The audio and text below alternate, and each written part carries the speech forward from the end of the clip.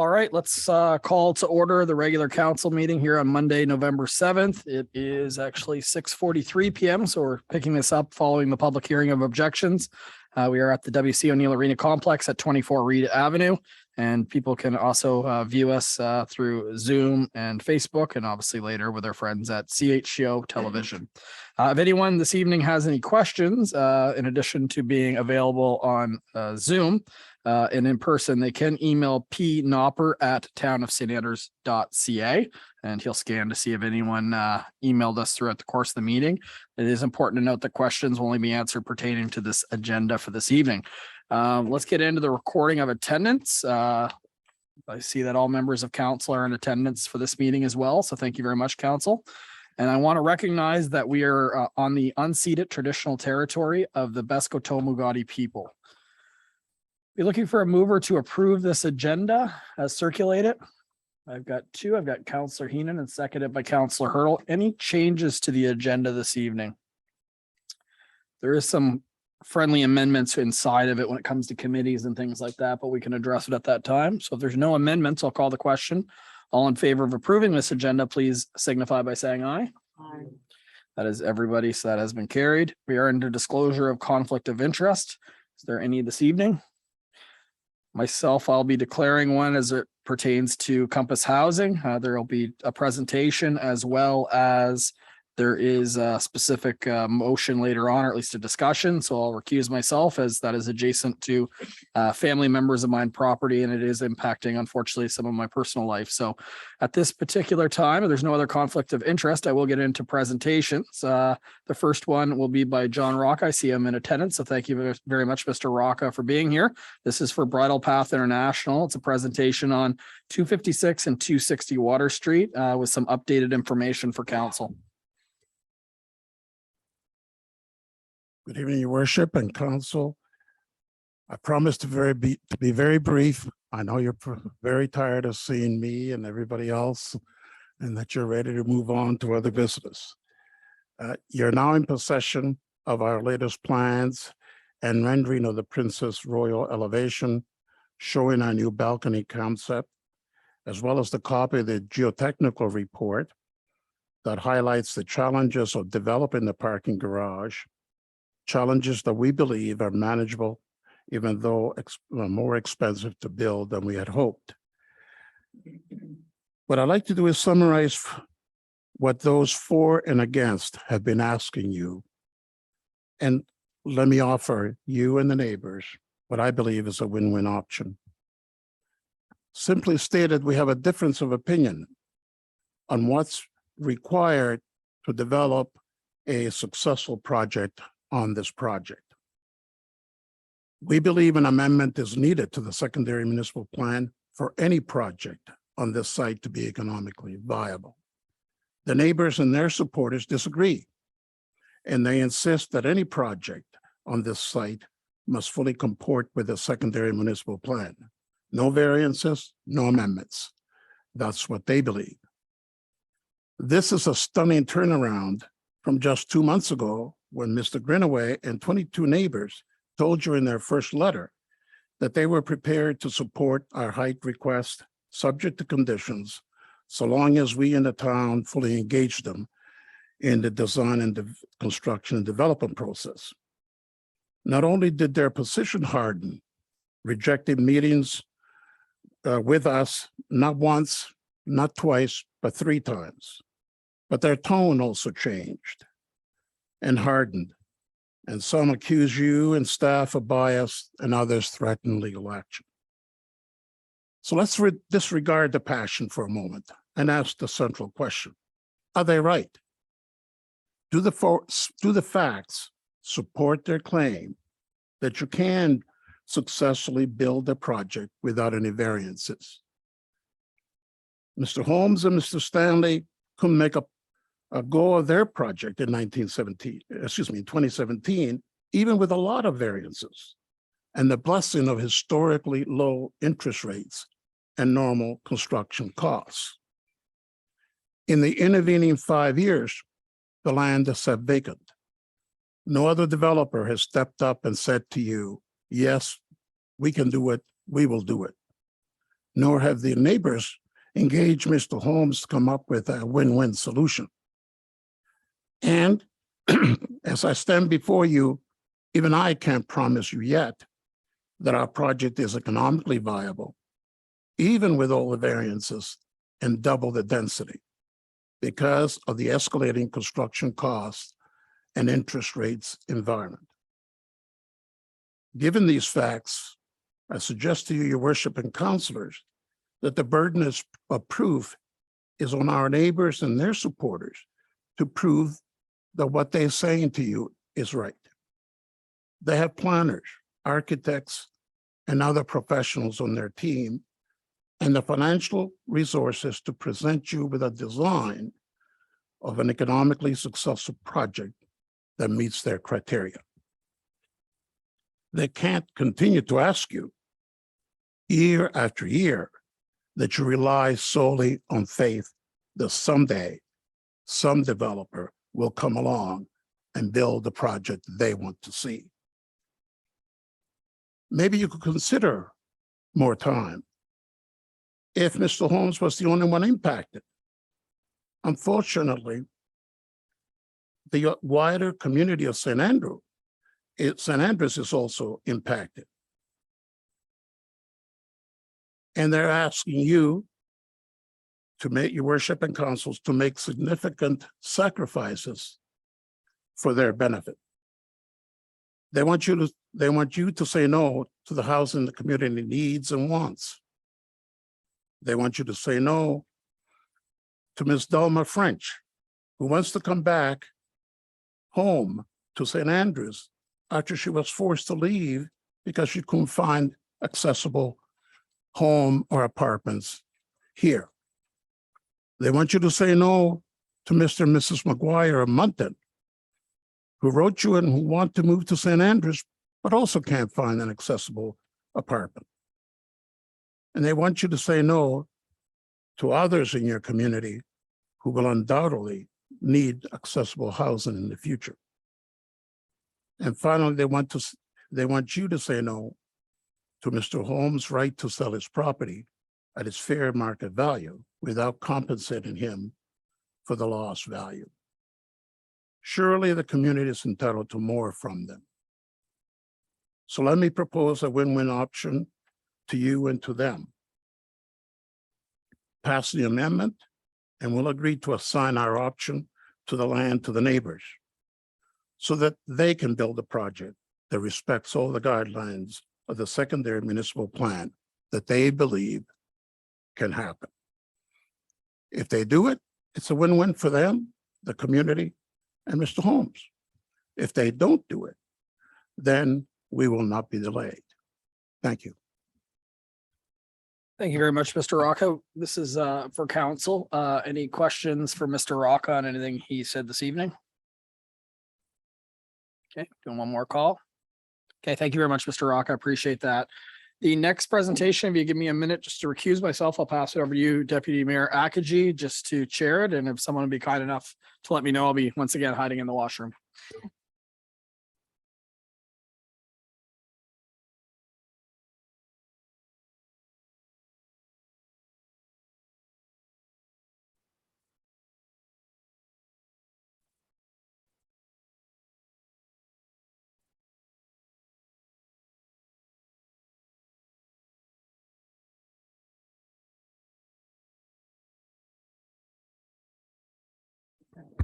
Deputy Mayor, please use your microphone. Thank you. The second presentation is with Tressa Bevington and Compass Housing Inc. The site plan presentation for 302 Mowat Drive. Ms. Bevington, it's your turn.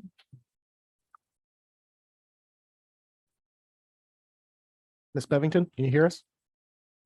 Your mic is not on, or we can't hear you.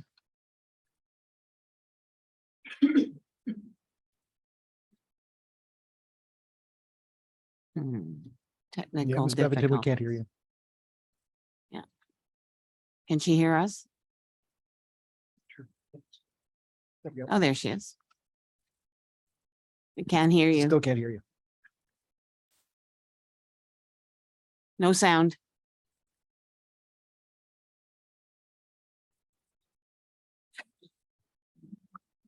Xander, can you unmute yourself just to see if it's her feed or our feed? Xander? Can you guys hear me? Yes, We're good. Thank you. thank you. He's not muted. Check your microphone setting on your Zoom, Tressa. No.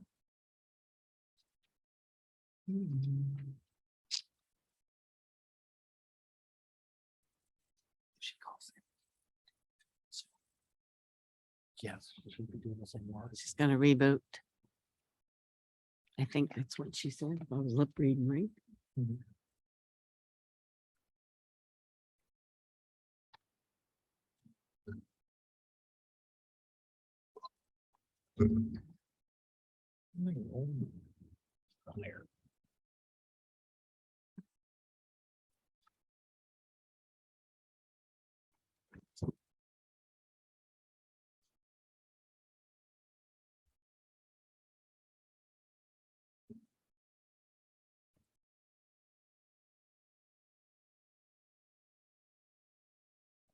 I hope the mayor's listening to music.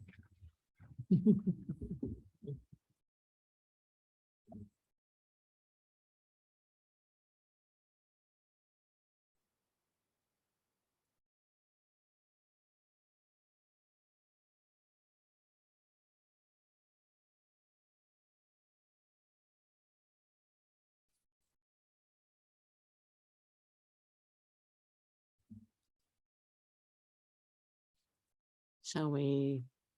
Oh. She's trying again.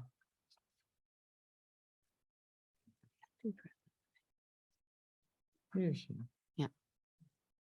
No sound yet. Sorry.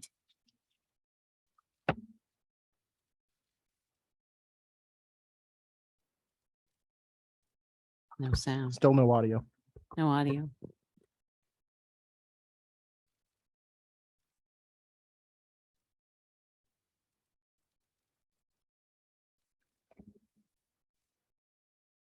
Nope, I assume a whole row of dresses.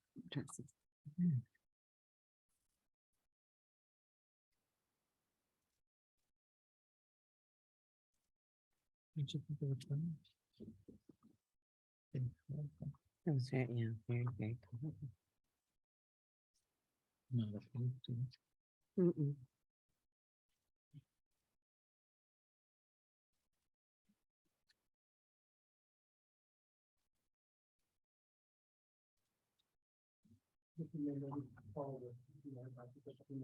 Okay, I can go. okay. We could do the minutes do while the we're minutes. waiting. Could approve the minutes if that's okay with council. Absolutely. They're all sleeping on that side.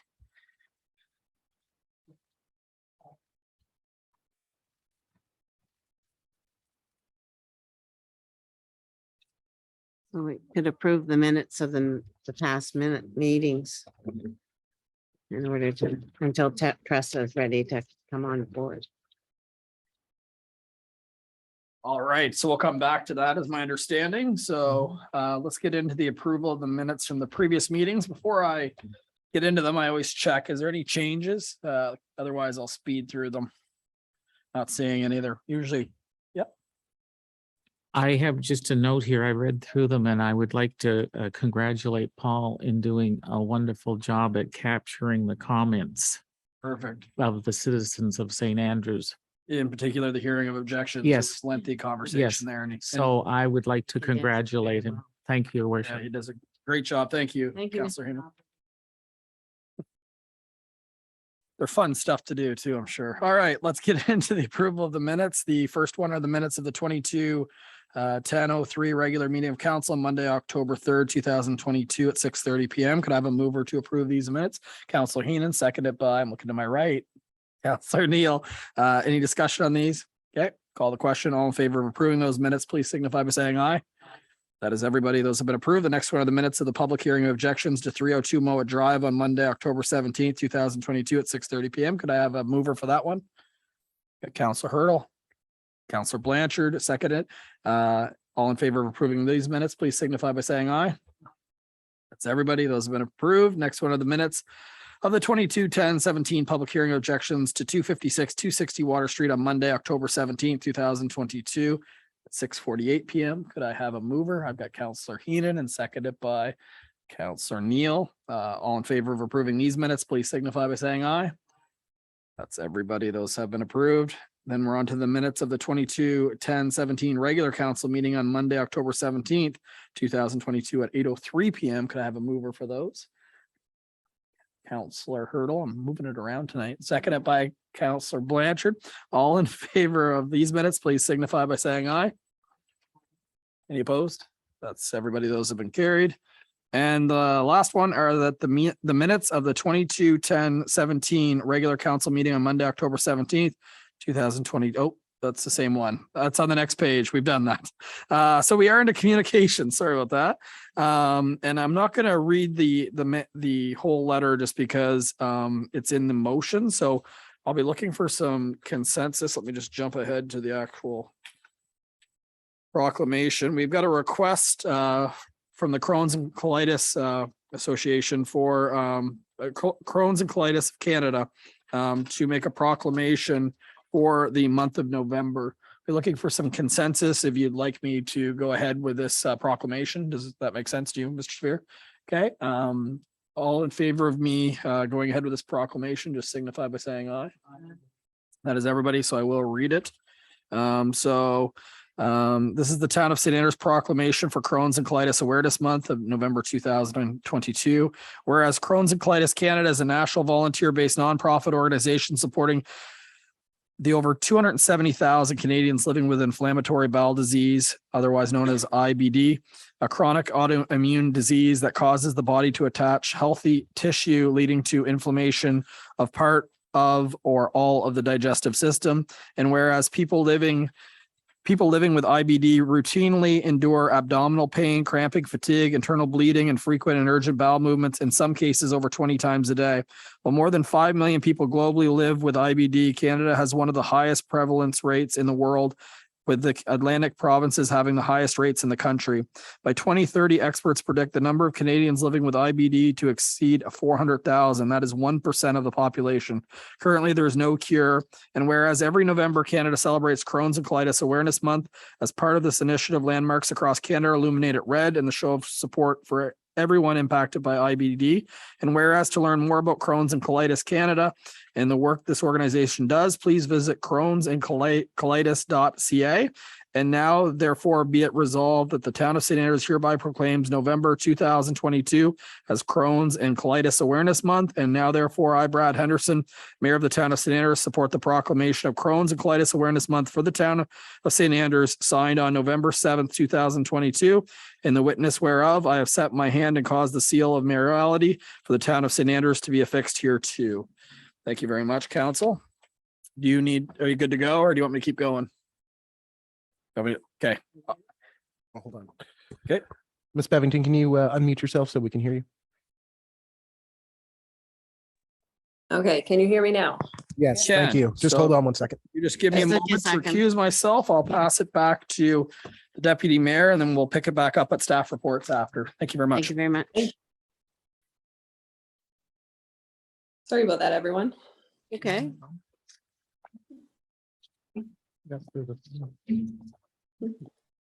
Making Brad walk around tonight. It's good for him. Okay, Miss Bevington, we're ready for you. Okay, thank you so much, and thank you for your patience tonight. Paul's just bringing up the renderings that we submitted to him of our new project that we wanted to share with you today. So I'm very excited to show you our first renderings. I know that we discussed this last meeting. We had provided you our site plan.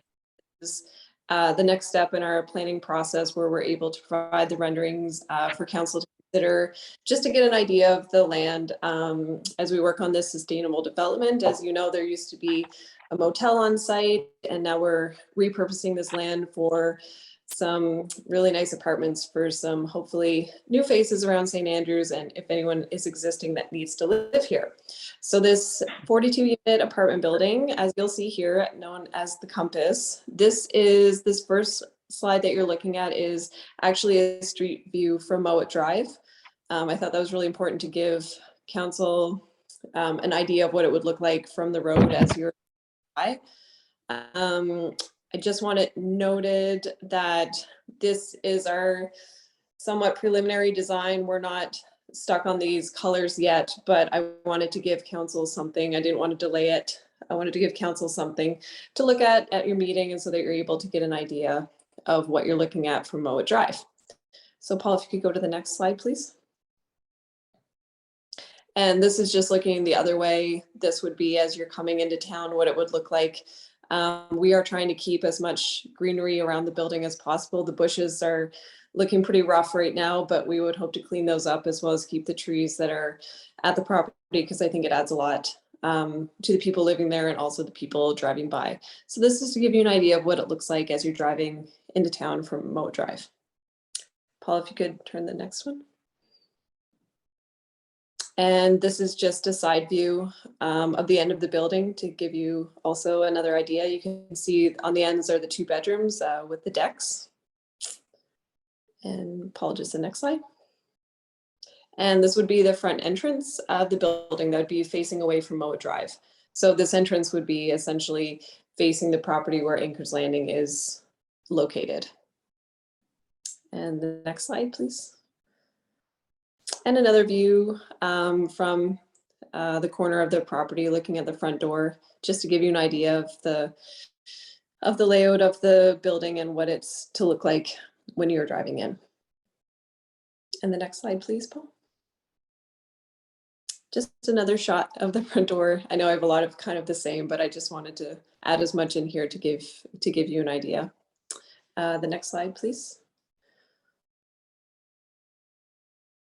And this is more of an aerial shot of what it would look like to show you kind of the size of the building that we're proposing that is on the site plan that we submitted before. This is no different than what we have presented to you, but just to give you an idea of the size of the building from an aerial shot.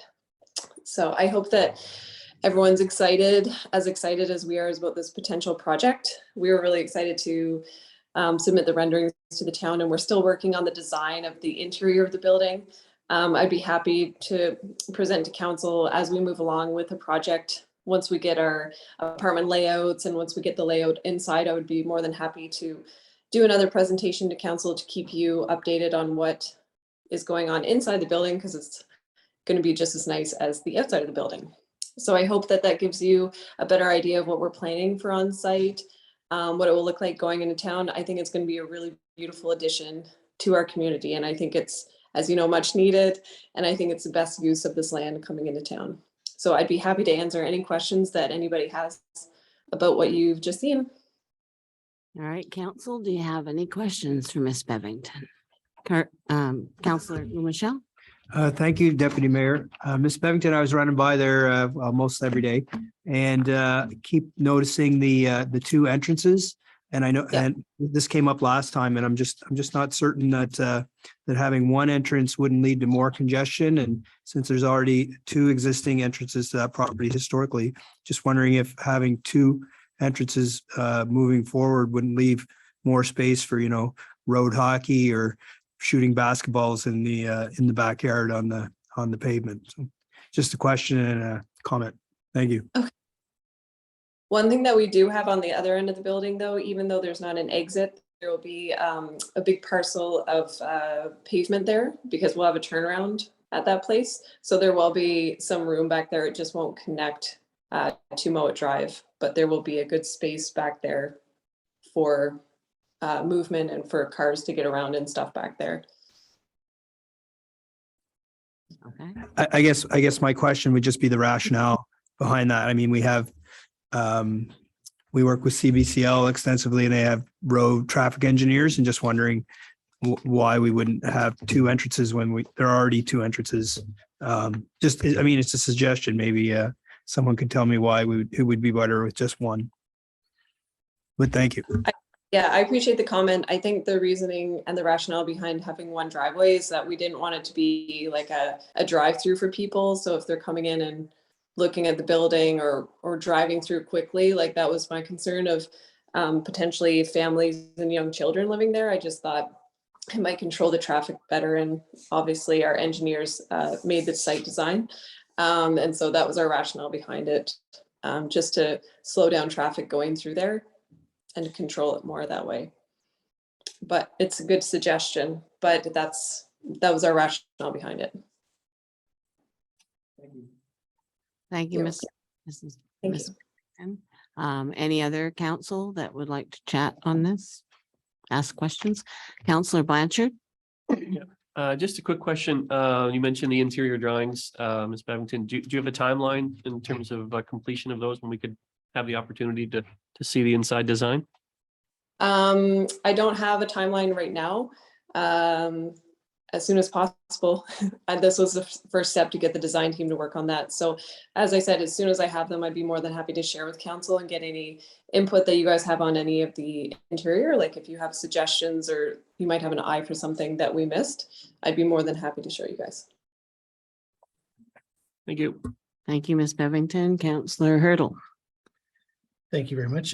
Just a quick question for Ms. Bevington. This could be getting way into the weeds really quickly. But just I happen to notice in the renderings that the siding, the vinyl siding is vertical. Is that just an aesthetic choice? And have you looked at it looking horizontal as well and just chosen one over the other? Yeah, it was just our design team that came up with the vertical. So like I said, it will probably be close to that, but it's just something that they're doing with other buildings. So that's why they added it there, just for a different feature of the building to make it break up the sight lines. Thanks. Thank you, Ms. Bevington. Anybody else? I know. Anybody, anything else, Counselor? Okay, so now we'll go to the audience. Any questions for Ms. Bevington or any suggestions? Yeah.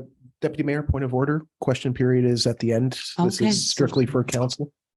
Pardon me. And I'll be here at the end if anyone has any Thank you questions. very much, Ms. Bevington. I'm sorry, that was me. That was my. It was No problem. I thought it was later, but thank you very much for giving us this preview of what it looks like, and that we will look forward to seeing the interior and for questions at the end. Thank you very much.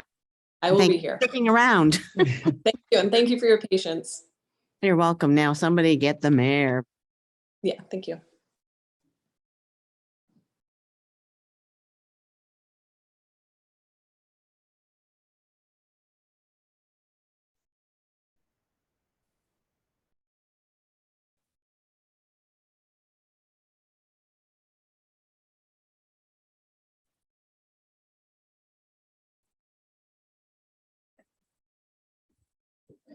Thank you, Deputy Mayor. All right, let's get right into H, which is staff reports and financial reports. At this point, we'll pass it over to our CAO, Mr. Chris Spear. The floor is yours. Thank you, Worship Council. As we're just a few days before Remembrance Day, I wish to acknowledge the sacrifice of past and current Canadian services personnel and their families who support our democracy through their sense of duty and commitment to Canada. Council, one of the initiatives undertaken over the past decade, mostly by the Kiwanis Club of St. Andrews and the St. Andrews Outdoor Recreation Trails, Inc., is the development and growth of the Van Horn Trail System. In our local region, there have been multiple stakeholders participating in the creation and expansion of trail networks.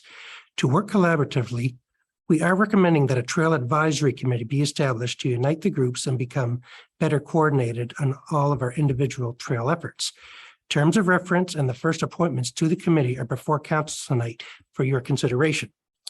We have 3 planning files within our current and future agendas. I wanted to provide a brief synopsis of where we are with each of these files.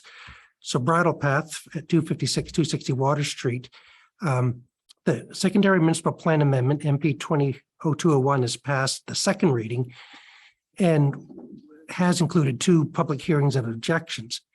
Council continues to review the plan for development before considering third reading. If it passes third reading, a development scheme bylaw with public consultation as stipulated under the Community Planning Act will be required before construction would be authorized. Compass Housing, which we heard a little bit earlier, the property has gone through first reading only of the municipal plan and zoning bylaw Z2201 amendments. We are seeking further information from the proponent before creating a development agreement. that will put terms and conditions on the project if council continues to support this initiative. And Mrs.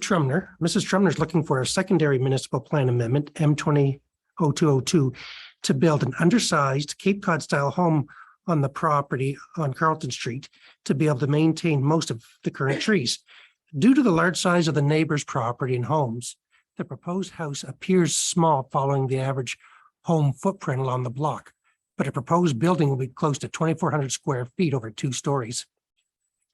Van Horn Garden Homes have received all their needed permissions from council and are now under the direction of the Developer Service Commission and staff to stay true to the development agreement and building codes. Council is reviewing the advantages of a heritage bylaw to the town. The secondary municipal plan was put in place a couple of years ago to help strengthen our commitment to heritage preservation, but it has its limitations as a tool and has become more obvious over time. On tonight's agenda is a discussion to set up a heritage board who, through community consultation, will provide recommendations if a heritage bylaw is warranted and what it should encompass. Authorized by the New Brunswick Heritage Conservation Act, the process of setting up the bylaw is highly regulated and aims to have a fair representation of multiple stakeholders in the process. Also within the agenda tonight are discussions related to the Environmental Trust Fund and potential projects for consideration. Established in 1990, the fund supports projects focused on protecting, preserving, and enhancing the province's natural environments by offering full funding for studies that aim to achieve these goals.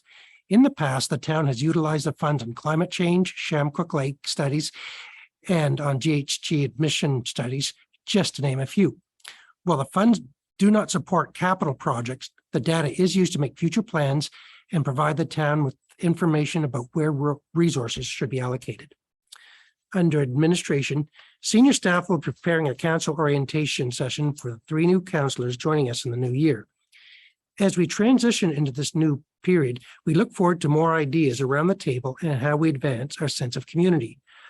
Although there's a bit of uncertainty related to the town's role in these new wards, one of the goals of the reform is to give those residents in outlying areas a voice regarding the services they use. As Mayor Henderson has made known, the 2023 budgets are mostly out of the hands of council this year. Town staff have worked with council to identify priorities and recommendations to the facilitator and eventually the Minister of Local Governance Reform.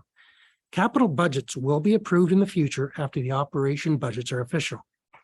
Staff will be conducting a review of the vehicular bylaw over the fall and winter, which will include input. The review has been under consideration for a bit, but with increased traffic, changes in traffic patterns, and overall safety concerns, we feel it is time to do a holistic review of it.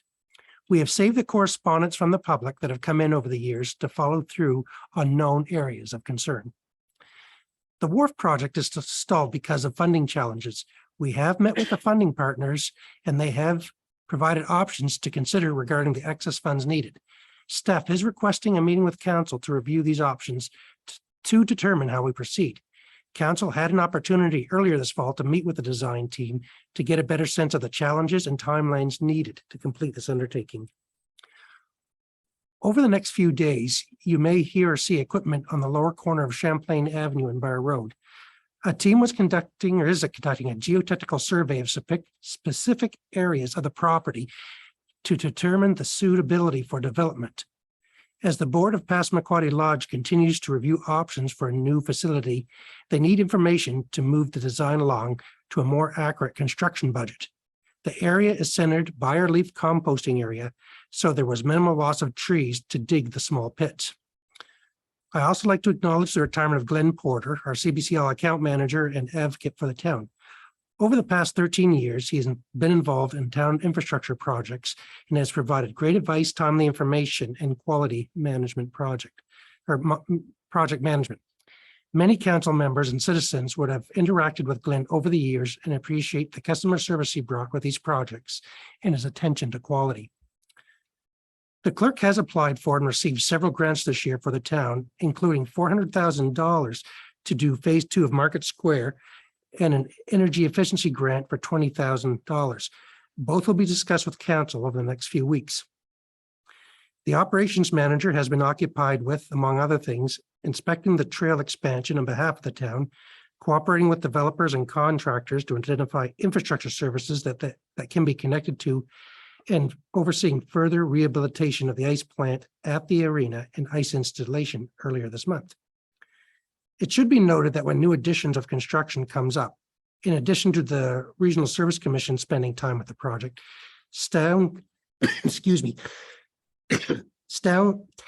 staff reviews the proposals, provides input, recommendations, and to determine how, if it will affect local services. Development is an in-depth team effort and requires multiple reviews for construction that meets all the municipal plan and zoning standards. Until the end of October, the planning office has issued $6.7 million worth of permits this year, up 20% over last year.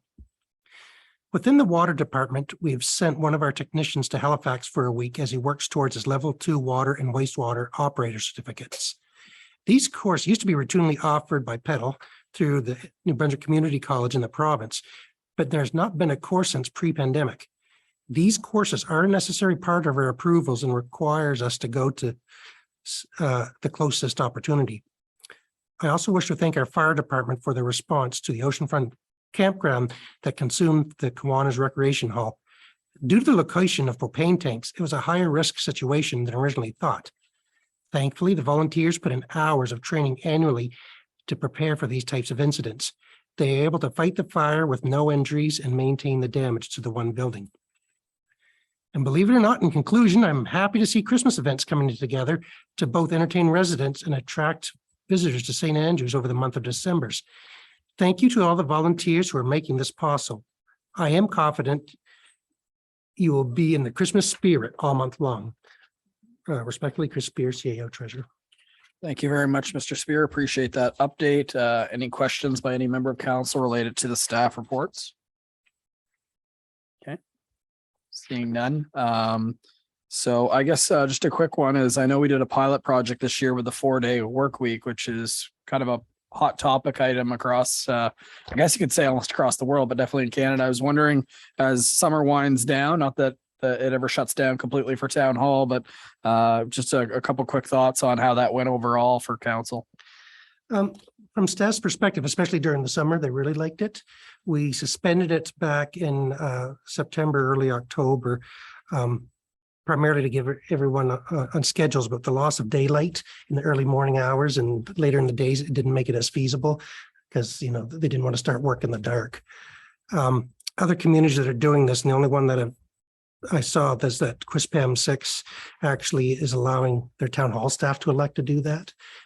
Most places are just doing this summertime model, and I'm hoping to bring that up to the council next year for the same thing, because certainly for staff having the 3-day work weeks, or sorry, the 3-day weekends was really appreciated. And certainly we worked our full contingent of hours in the first 4 days of the week, but it gave us some opportunities to do things through the summer when the good weather was here. Perfect. And you felt that productivity was at par, and as well, was there any reduction in like sick days or anything, any measurable, I guess? I would say that sick days were down a bit, and or personal days, because people could make appointments that they couldn't make, you know, because of the weekends. And so doctor's appointments and things like that were achievable. And then people just timed those things on their off days to make it all happen. Perfect. And just last question, financial report, is there anything you want to highlight? I know you've highlighted that the council won't be having the regular budget meetings that we've seen, at least I've experienced over the last 5 years, but is there anything you want to highlight for the budget year to date? I don't think so, Your Worship. I will say that staff will be working on projected budget to the year end this month. And so by the first meeting in December, you'll see how we go we'll look for the year. And we're still a little concerned. I've cut some projects because of the snow budget was beat all to pieces, and inflation and the gas was beaten over this year, but we don't have any concerns right now that we're going to be over budget. Perfect. Well, based on hornets nests in the community and bees nests, you might have to up the snow budget again this year, if that's any indication. But thank you for that. I'll look for a mover to accept the staff report as presented. I've got Councillor Heenan, seconded by Councillor Hurdle.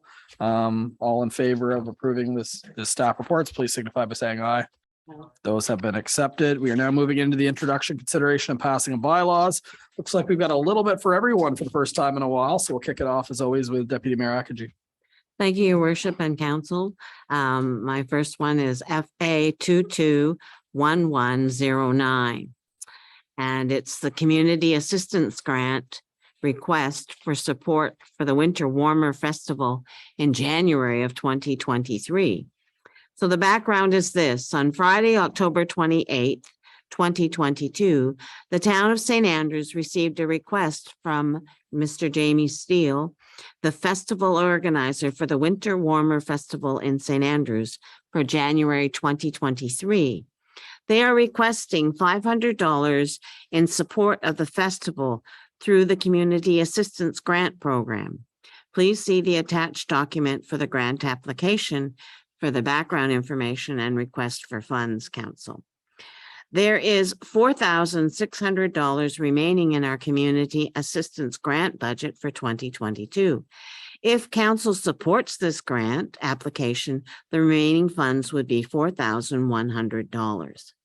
So the motion is this, Council, that council supports the Community Assistant Grant application request of $500 by Mr. Jamie Steele, festival organizer for the Winter Warmer Festival in St. Andrews in January of 2023. And I so move, Your Worship. Could I please have a seconder for that? I've got Councillor Gumichel, and we'll open this one up for discussion. Any debate or clarifying questions? Be a nice time. Seeing none, so I will call the question. All in favor of this motion, please signify by saying aye. Aye. That's everybody. That one has been approved. We're on to the next one. Okay.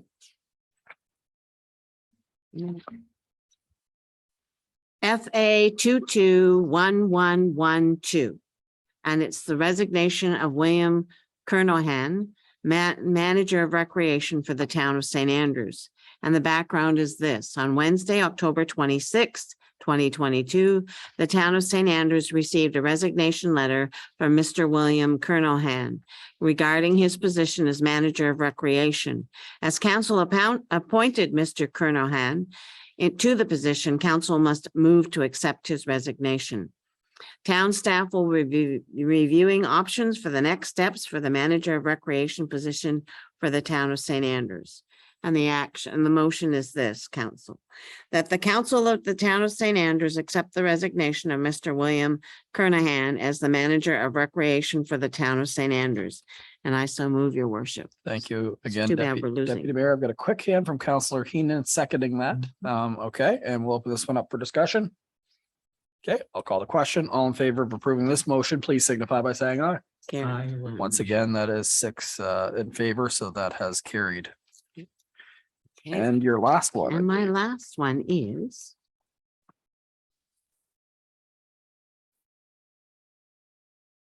FA 221113, and it's Community Assistance Grant application by Christmas by the Sea.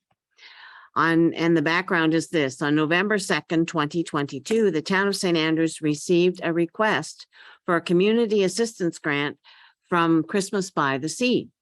The committee is made up of businesses, the chamber, BIA, and the town, which are planning multiple events across 3 weeks in December. The goal is to bring together locals and attract visitors to the local businesses of the town of St. Andrews. Events include the Christmas parade, music, shopping events, the European style market, and more.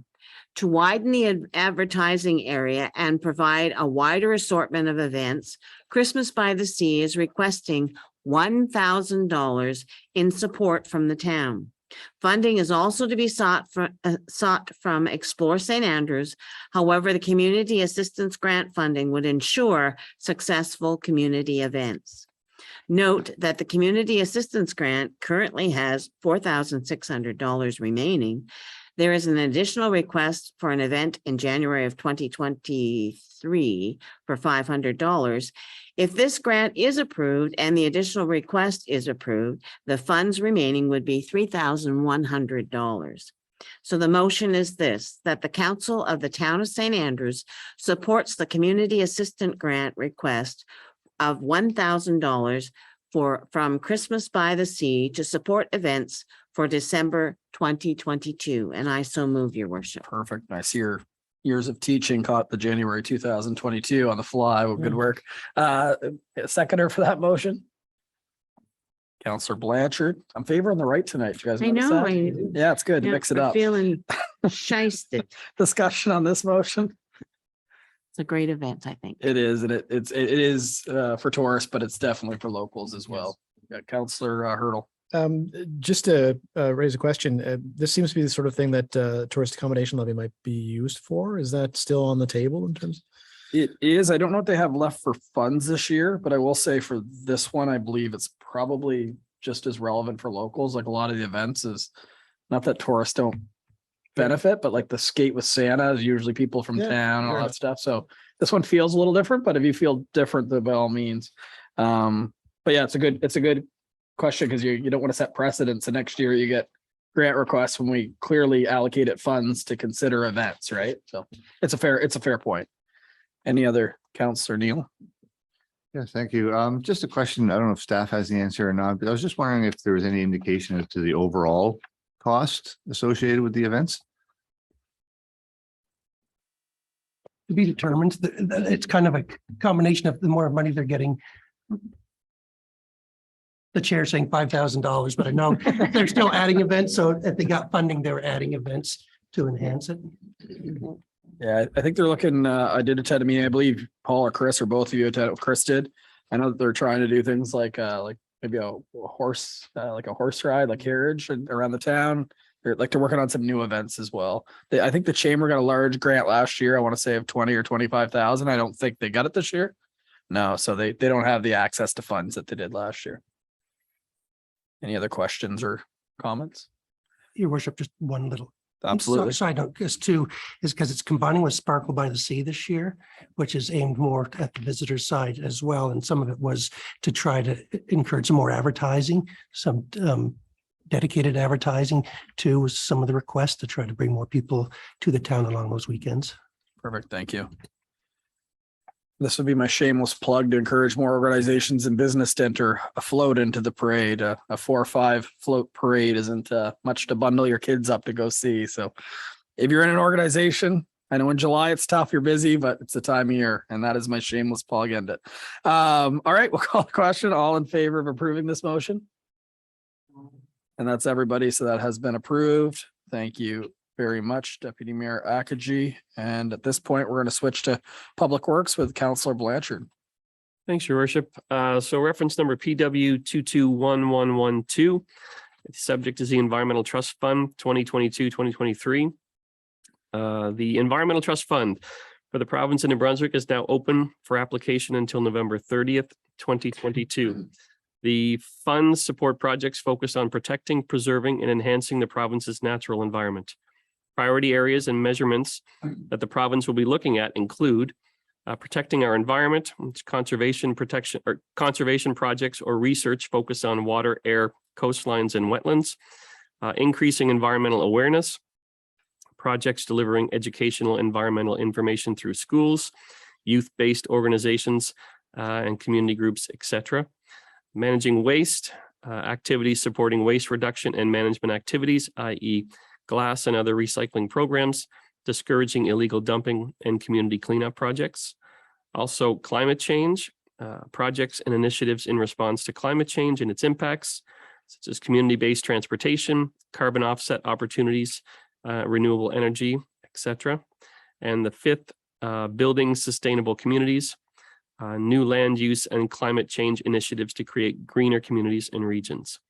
So in discussions with the Environmental Advisory Committee, they are recommending the following projects be options for consideration. The first would be a compost feasibility study. The second would be an urban forestry strategy. And the third, alternative freshwater sources / opportunities for St. Andrews. And it is recommended that council provide a motion of support for the application to the Environmental Trust Fund to show support for the applications. And the motion that would be before council is that the council of the town of St. Andrews supports the following Environmental Trust Fund 2022-2023 applications. And I so move. Perfect. So we'll have to fill in the blanks, the friendly amendment. Would you consider that friendly since it's a blank, right? Okay. So let's have some discussion, I guess, before we move and second it, because we should just add in what it specifically is, if that makes sense to you, Councillor Blanchard. Yep. If, not to put you on the spot, but if, I don't know if you wanted to speak first, since you are on the environmental committee, if there's some particular thoughts you have on these three projects or any others, or anything you want to share with council. And then I'll also give Mr. Knopper a chance to speak, because I believe he's on the committee as well. He is, yeah. yeah, Maybe so- between the both of us, we could sort of tag team on that. I unfortunately was not able to attend the last meeting of the Environmental Advisory Committee, but we have had these conversations on these topics for quite some time. It's just a matter of sort of bringing it all together over the last meeting or two. Certainly, the compost feasibility study is something that we looked at in the past. We had previously applied for a grant looking at more individualized, almost like a desktop, tabletop sort of a composter, which would be for individual households. We were unsuccessful in that grant, if I'm not mistaken. So I think now with the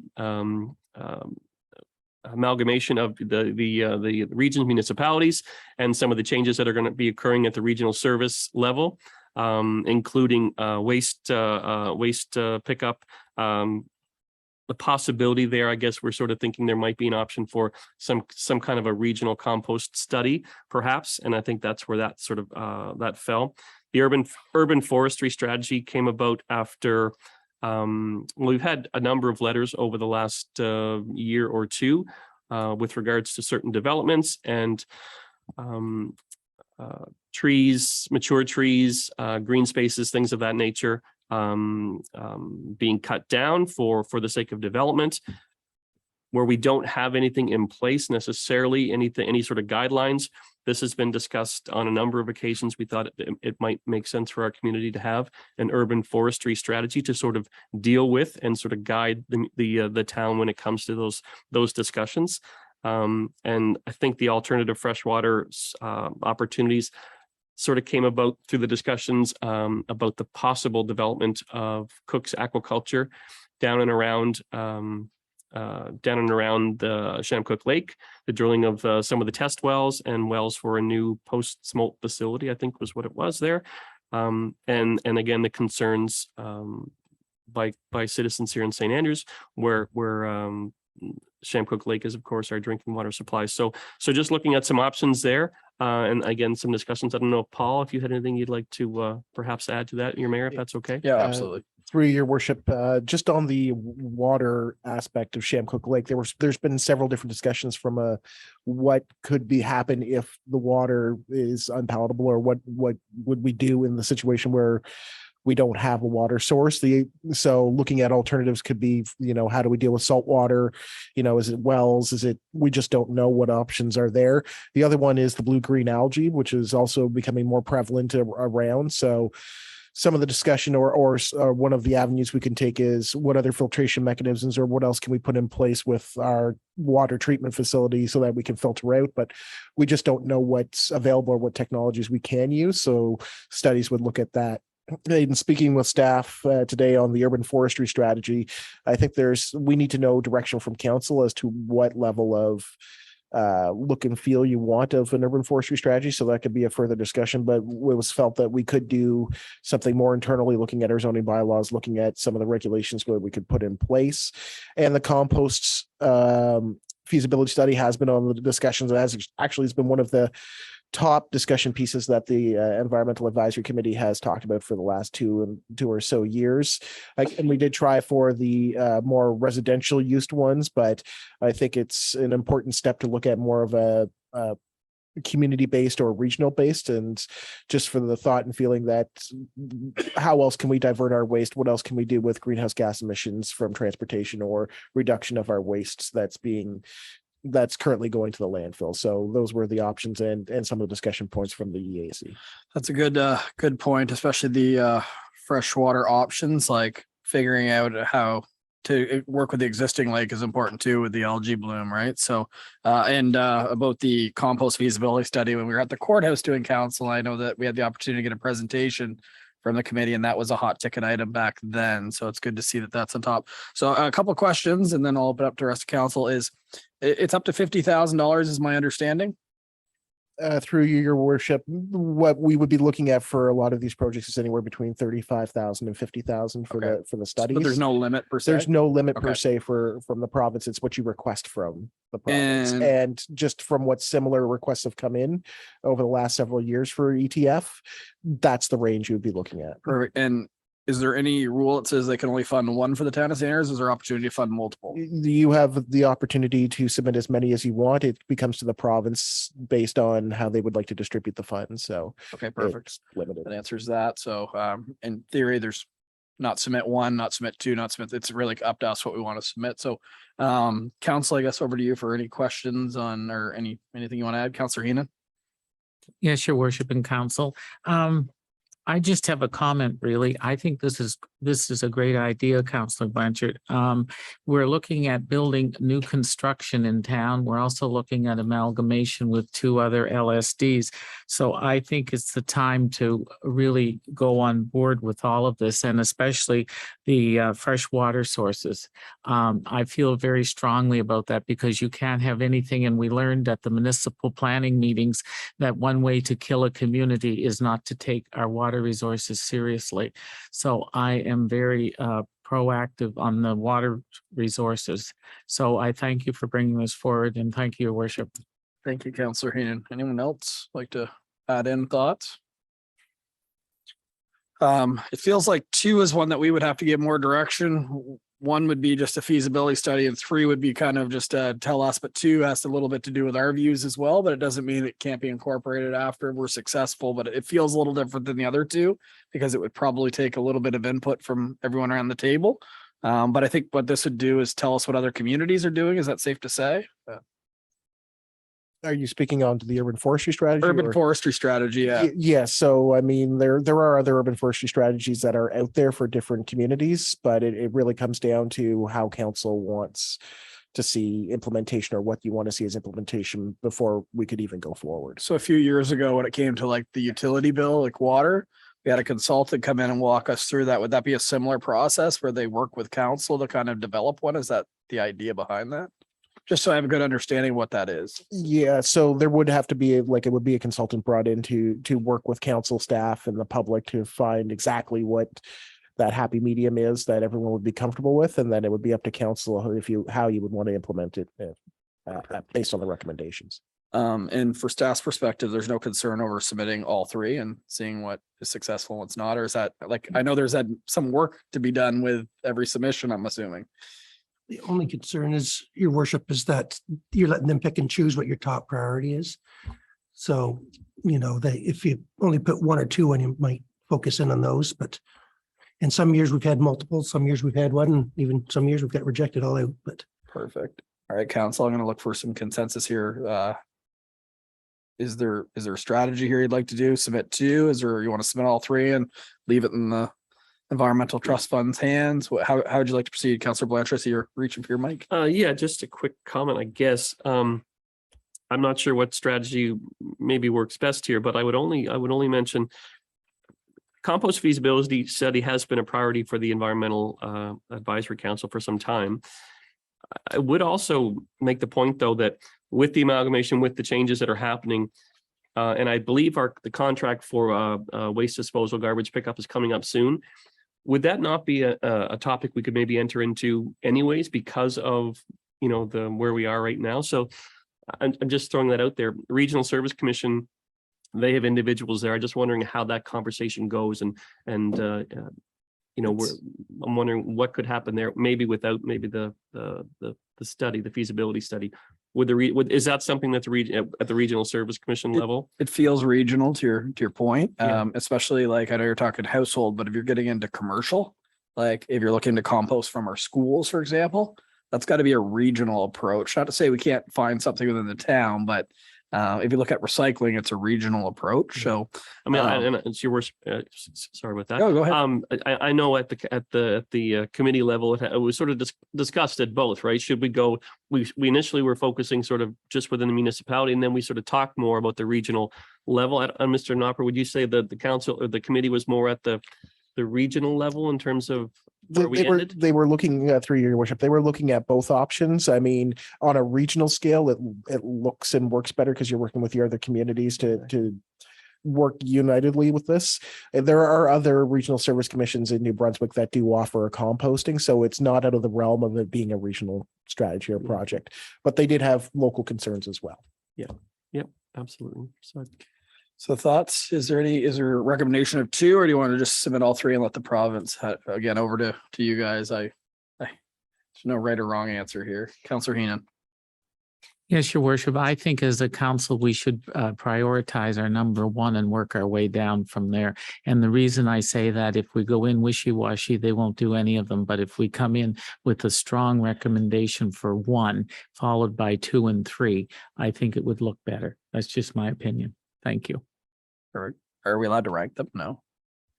Council, you can rank them. That just Okay, it let's just just lists them as the priority for council. So when we write the grant, we would say this is the council's number one priority. Okay. Number two. Does that make sense to everybody? Does that make sense to everyone? Okay. So council, over to you, but the fresh water is so imperative to the community. And not that the compost and the urban forestry isn't important. It's just without fresh water, we don't have a community. So to me, unless someone sees it different, that is number one myself. And number two, I know that number one priority, I believe, of the environmental committee has been compost. And number 3 would be urban. Again, if anyone feels differently, tell me. Urban forestry, because we have new counselors joining us from the LSDs, and it'd be really good to include them as part of the process. So maybe that's something we could do an exercise for, again, if we aren't successful, and maybe prioritize for next year. This is an annual fund, but does anybody feel any differently? It's just a quick opinion based on what I'm hearing and feeling. Works for you guys? Okay. So we're going to do all 3. So just to be clear, I guess, Councillor Blanchard, if you want to read the motion and then list them, I guess, in that order, if you got it. Correct. Yeah.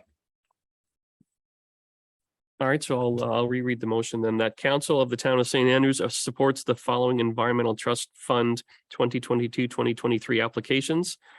First priority would be alternative freshwater sources / opportunities for St. Andrews.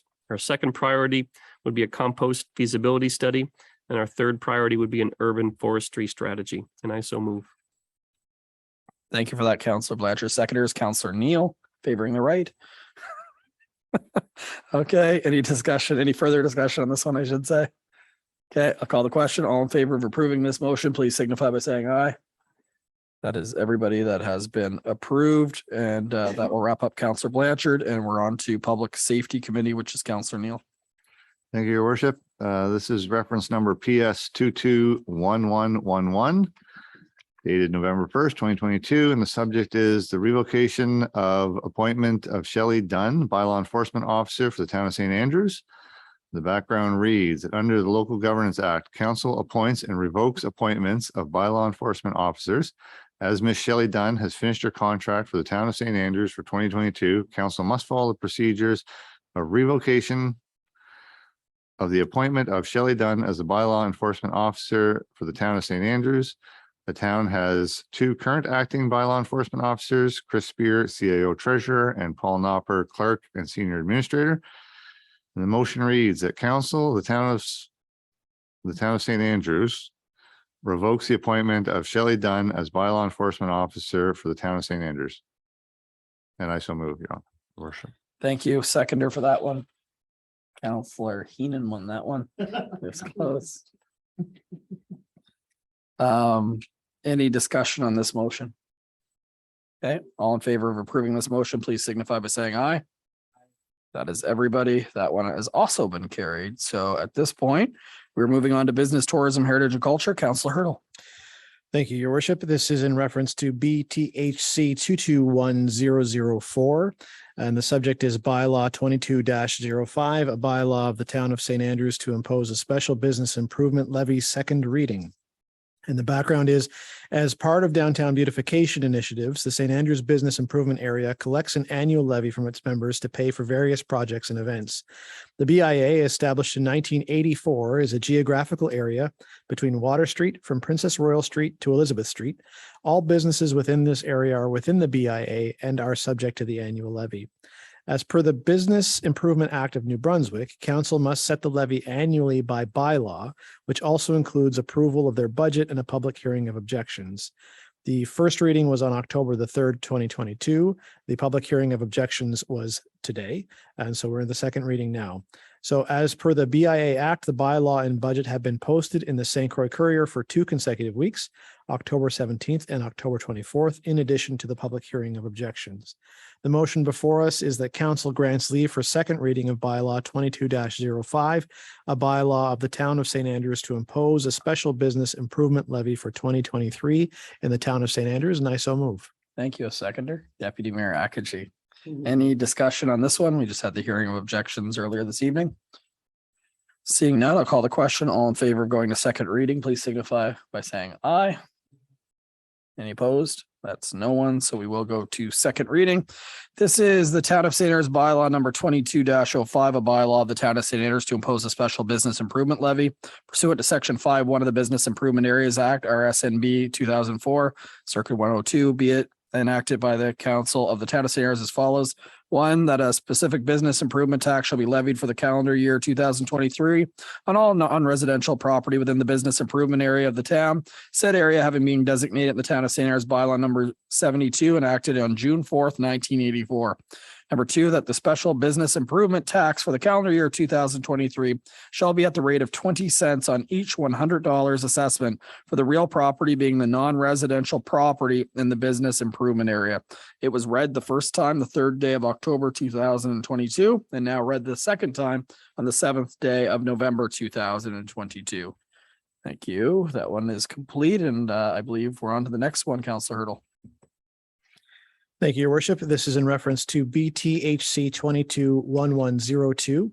The subject is the heritage bylaw process and next steps. The background is, as per the direction of the Council for a Heritage Bylaw, staff have reviewed the Heritage Act in the province of New Brunswick and have created a quick frequently asked questions for Council to review. Please see the attached document for additional background details. If Council wishes to proceed with the development of a heritage bylaw, Council will need to establish a heritage board. The board's purpose is to develop the bylaw and then implement it with the support of town staff. The board shall consist of not less than 5 members and not more than 11 members based on the following: 1 member of the council, at least 1 property owner in the municipality that has demonstrated interest in heritage conservation in the municipality, at least 1 resident in the municipality who is a member of a local organization concerned with heritage conservation. Note must be appointed from a list of nominees submitted by the societies or organizations. At least 1 person with professional knowledge and work experience in the field of architecture, restoration architecture, or historic architecture. If no such person is available, a person with professional knowledge and work experience in general restoration and renovation. Other members that may meet any of the following requirements: from the listed above qualified persons, professional knowledge and work experience in community or urban planning, archaeology and paleontology, a member of a natural or cultural heritage society, be a non-resident user in the municipality as defined by the BIA Act, a resident of a municipal heritage conservation area established by the municipality, a resident of the municipality with a general interest in heritage conservation. If council is set to move forward, staff can start to take applications from interested persons looking to participate in the Heritage Board. And the motion before us is that Council of the Town of St. Andrews enacts a Heritage Board and starts accepting applications for members of the board. Thank you very much, Councillor Hurdle. A seconder for this motion, Councillor Blanchard. All right, Council, this is looks like the first step, just for the public's information. The proposal that Council's looking for is that this would be for the downtown business district only. Council, is there any debate or conversation on this particular motion? Councillor Heenan. Always first at the gate. Thank you, Your Worship. We've outlined what folks need to be, or participants of the board need to have for qualifications. What if one of those positions is not met? Like, what if we get everything except one of these, does the board go, does the committee still get constructed, or what happens in that case? That's number one. And number two, is there a budget associated with this? Because if we need to hire professional folks, who's going to pay them?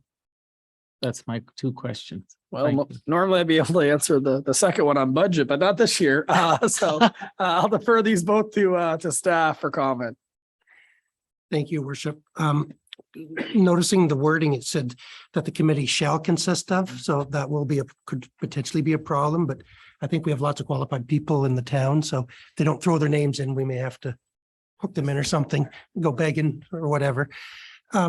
Actually, the question on budget is very relevant. We probably have enough, not probably, we should have enough to get started with it, because we always set aside some consultation budgets for council's direction through the year. But it should be known that one of the positions that if you set up the board, I think, and look at Xander's a heritage preservation officer that has to be set up, that is like a staff member that specializes in this. And really, there's no one within our current staff, including the RSC members, who feel they have the proper qualifications. So we've talked to a couple of other municipalities, being the cities, that would loan us people that could act as that role. We haven't gone as far as to talk pricing or anything, but just so you know, we'd have to assume that if we get to that point that the bylaws put in place, we'd have to subcontract that specific role to an individual that has the experience and qualifications related to it. Thank you very much. So more to come.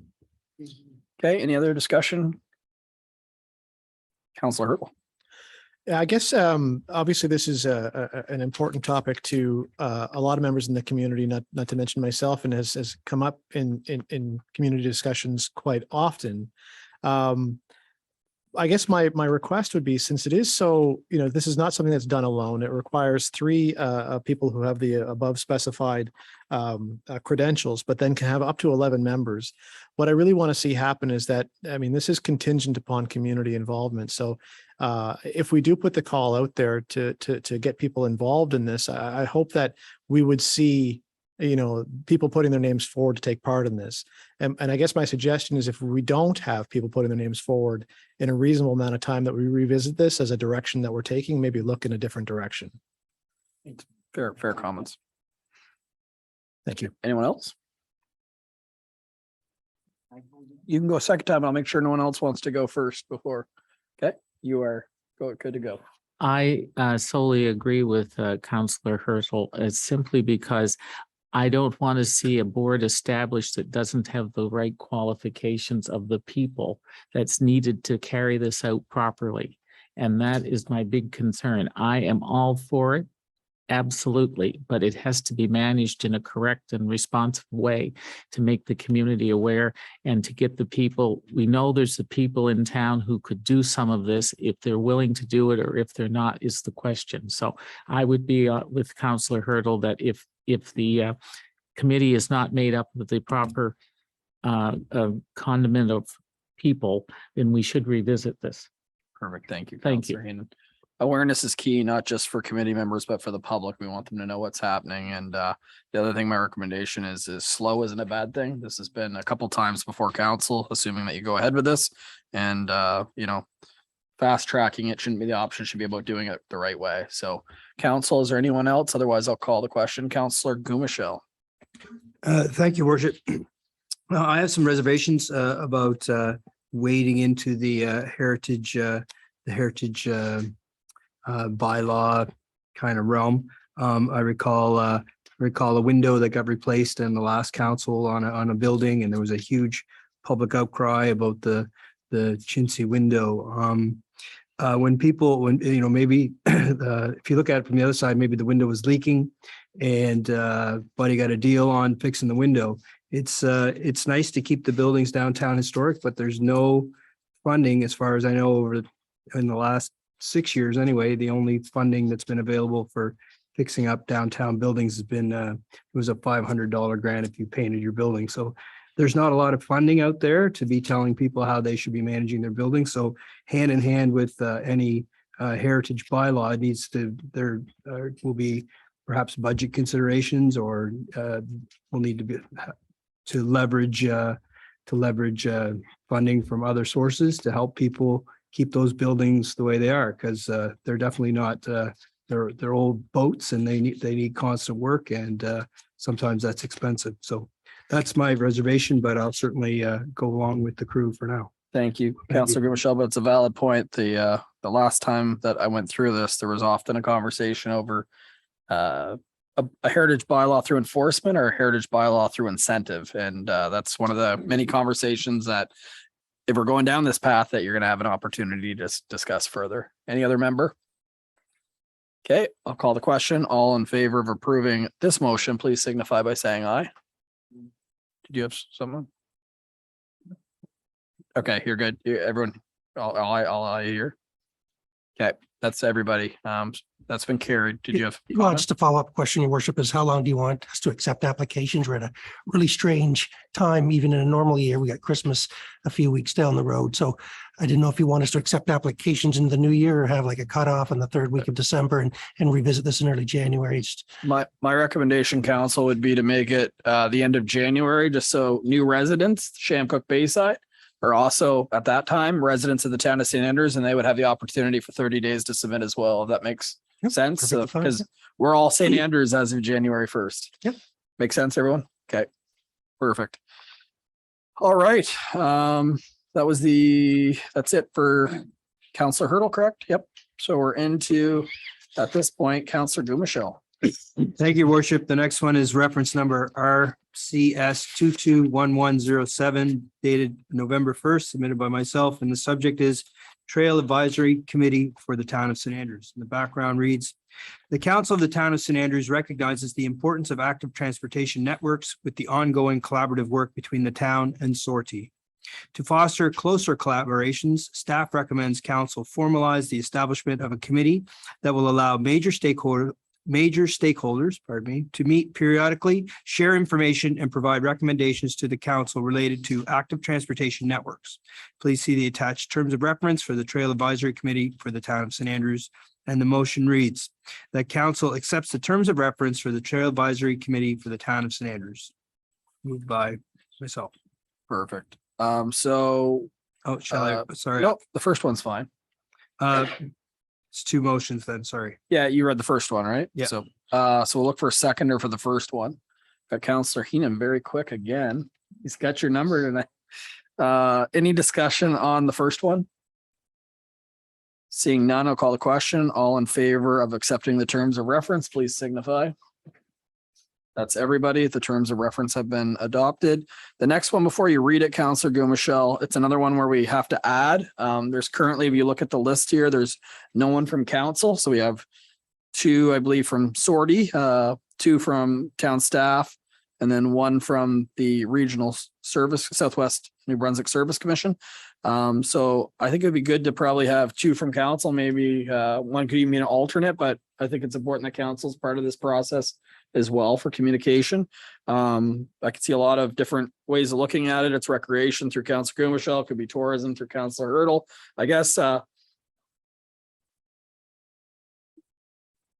could also, open it up in January for new councillors, but is this something that you wanted to, there's some items that you probably want to discuss sooner rather than later, would be my assumption. We could always revise it at the new year. Is that safe to say? If one of those members is Your really- worship, you get the opportunity to appoint. so Oh, you sorry, I can appoint. So do I need to even do this, or can I just talk to every council member and then appoint them? Through your worship, it's your choice, but it's in the end, it's the mayor that does appoint after the. terms of Okay, well, reference. I'd like to add them just so we have everybody. I don't, just because I have the authority doesn't mean I want to exercise it.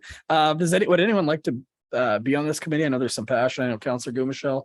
Is there anyone else that it'd be good to have two councillors? And the other thing is, please note that if a meeting's during the day or whatever, I don't mind filling in if someone can't make it for work, as long as you guys are okay with that. Is there anyone else that has, would like to kind of be at Councillor Hurdle? That's two. Anyone else? We're gonna have an election here. Anyone else really? No? Okay, so we'll just do a friendly amendment and add Councillor Gumichel and Councillor Hurdle, and then I'll get you to read it, Councillor Gumichel.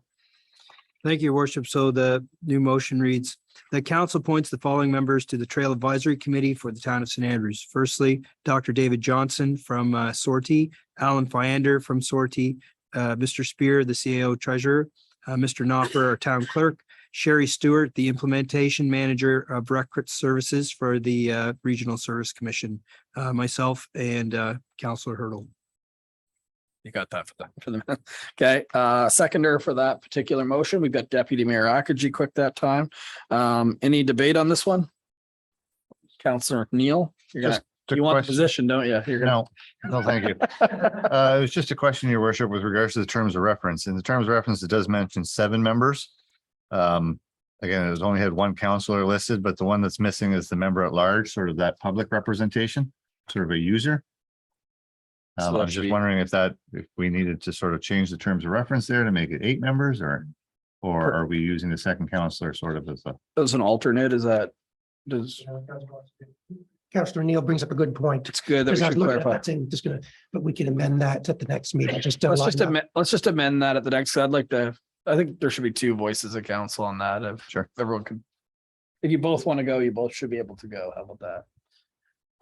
You want to call it, does that make sense to you, Councillor Neil? Just update it to 8 the next meeting? I am okay with that, yes. Okay, any other questions on this one? Another motion. Okay, all in favor of approving these members, please signify by saying aye. And that has been completed. So at this point, that takes us through the end of Recreation Community Service. We're now in Planning and Economic Development, which is Councillor Heenan. And once again, to be consistent with my previous conflict of interest, if you give me a moment, I will recuse myself once again and be back shortly. Thanks.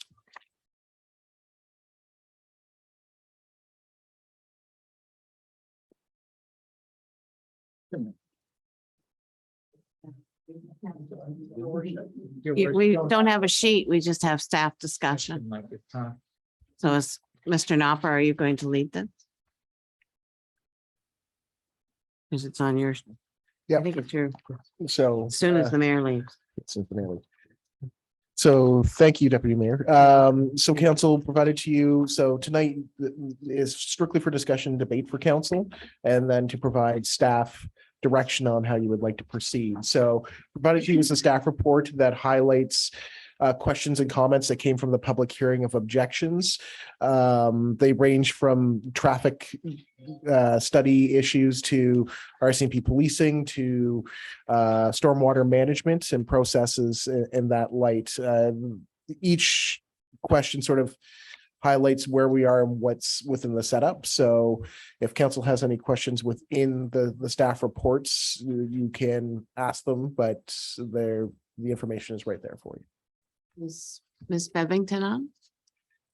Just It's not necessary to have her So on. what Okay. from staff's perspective, Okay, Deputy So Mayor, just what from we're really staff. looking for is to see if you're ready to move to next steps, that you've had a presentation on what the conceptual drawings are. We've only gone through first reading. This requires an amendment to both the municipal plan and the zoning bylaw. But before you get into third reading, we'd also parallel develop a development agreement, which, because of the nature of the zoning bylaw amendments, we can kind of control what we want to have, like negotiate to the developer. But it's up to you to let That's us up to know. council. You're to that point now where we can start to go through those steps, which would be to have a second reading of both amendments, but then that staff would start to work with the developer in getting together a development agreement, that we'd start to bring drafts and getting input from council and on any concerns, questions. From it's really that is the natural next step. It's not, nothing's approved, but it's kind of the next phase of it. If you think you've got enough information to start forming a development agreement, we can start moving towards that. If you require more information or have more concerns, we can go back to the developer and say that council still requires information ABC in order to make more decisions and to get this thing to proceed. Okay. Thank you, Mr. Knopper, and for your concise report. That is well detailed. And thank you, Mr. Spear, for your enhancement on this. Now, council, what is your preference and your decisions for this right now? Any conversation? Okay, Councillor Hurdle. Thank you, Your Worship. Just a point of clarification. We're taking this one at a time, right? 302 and then the other, okay. Councillor Blanchard. Thank you, Deputy Mayor.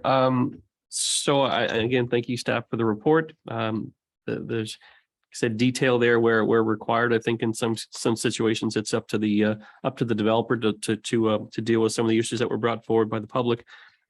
I did bring up earlier today, or earlier this evening rather, that we're still lacking sort of the detailed plans of what it will look like inside. We've seen some renderings of the outside, so and you know, much appreciated, but I think there's more detail there that I would like to see. And I'm not sure. I'm comfortable with the staff report, and it has addressed some of the concerns that were brought forward by the townspeople. I'm comfortable moving to like a second reading, but I'm just wondering, certainly before we would get to third reading or enter into a agreement or a development scheme, I'd want to see the internal drawings and have a bit more detail on the structure itself. I'd also be happy to get that. Again, that's why I asked the question in terms of timelines, when that might be available to us. If it doesn't delay the process that much further, would it make sense just to simply wait before we move to second reading to have that information? Or is that going to, I just don't know where we sit and what the feeling of staff would be, what the recommendation from staff would be. Spear? I guess it depends what you're looking for, Counselor. From the public's perspective, usually the external is more of a concern than the internal. You certainly can ask for it, remembering that, you know, they have to go through the building bylaws, or, you know, and all the things that require that. So we're just the first step, and then once they make a permit application, there's a whole bunch of steps. If you do have concerns or have suggestions, especially from environmental concerns, that's great, and we can pass that along. Typically, we get floor plans without getting into details of the inside. But again, because the rezoning, you certainly can ask for it. I guess I'd say that if there's something specific you're wondering about the inside, it might be good to let the developer know kind of what you're looking for. She has some, she's provided some information on the style of units and, you know, basic layout. But if we want more than that, we'll have to let her know kind of what the information is being requested. Okay, Councillor Blanchard. If I could just, Sure. Yeah, follow up. Thanks. And I appreciate that, Mr. Spear. I guess to me, this is a different kind of development than what we've seen in the past, where the town is an active partner. I believe in this particular development because of the potential of the investment of taxpayers' funds. So I'm looking for, I guess, like that sort of detail to be sort of engaged as an active partner. I think we need to be, and this is you know, the one project that's on the table right now that would really address that affordable housing crisis that we've identified as a major priority for this council and for this community. And I guess I'm sort of looking to see, we have an idea and understanding of based on our conversations with Ms. Bevington and of where those rates will be. I'm just curious to get more information about what the insides will look like for the people that are going to live there. I guess that's what I'm kind of sort of going towards there. Yep. So that's the kind of information I'm looking for. Okay, thank you for Thank clarifying. Is you. that okay, Mr. Spear? You Yep. have it? Certainly. Any other councillor? Sorry. Oh, Councillor Gumshell? I already expressed a concern about the traffic flow going from 2 entrances to that property to 1. Just would need to be convinced that that's the wise thing to do, not being a traffic engineer myself, but just And if Mr. that can be Nover has addressed. some of those concerns in the traffic flow in his report. thank you. You're welcome. And Mr. Councillor Heenan, do you have a question or you have Thank a you, comment? Deputy Mayor. I had it. Sorry, I went to Councillor Gumshell because he's in my sight line. Okay, no, you'll have to come back to me Okay. because I've forgotten it. Sorry. Councillor Apologize. Neal, anything else? No. Councillor Blanchard, Councillor Hurdle. Thank you very much. There was just some mention of a reduction in speed limits in the notes as well, and I'd just like to see that pursued. I think there's a pretty rapid drop from 70 to 50 in that area, and if we're talking about increased pedestrians in the zone, and unfortunately, the crosswalk that currently exists is often ignored as it is right now, and I think it's just a safety issue or a deadly safety issue waiting to happen. And I'd like to see us to take steps to avoid that if possible. Thank you, Councillor Hurdle and Councillor Heenan. Thank you, Your Worship. There comes a point, you know, that we look at these things and we've got this nice staff report and people's people's comments have been addressed, I think, to the utmost, even includes the RCMP present. I find that we really can't become a council of micromanagement. But I understand what people want to see. But I mean, these folks have built 2 or 3 buildings, I think they have under their belt. And if we decide to go with this, we have to leave it to the people who approve, the building site coordinators, everything to be done, because it has to be done by building standards of the province of New Brunswick. So I don't want to find myself into being a micromanager of a project because I'm not trained enough to know what I'm doing. I really feel it's left to the professionals, and I feel that it's, you know, if this was someone new that has never developed anything before, might have a little more, but we have happy people in St. Stephen from their buildings, and they've got a wait list. So I think that if we can get affordable housing, I think we've got it made. Anyway, that's my comments. Thank you. Thank you, Councillor Heenan. The other people that are involved are our staff, and they're very competent too. So we trust in their judgment as well, I think.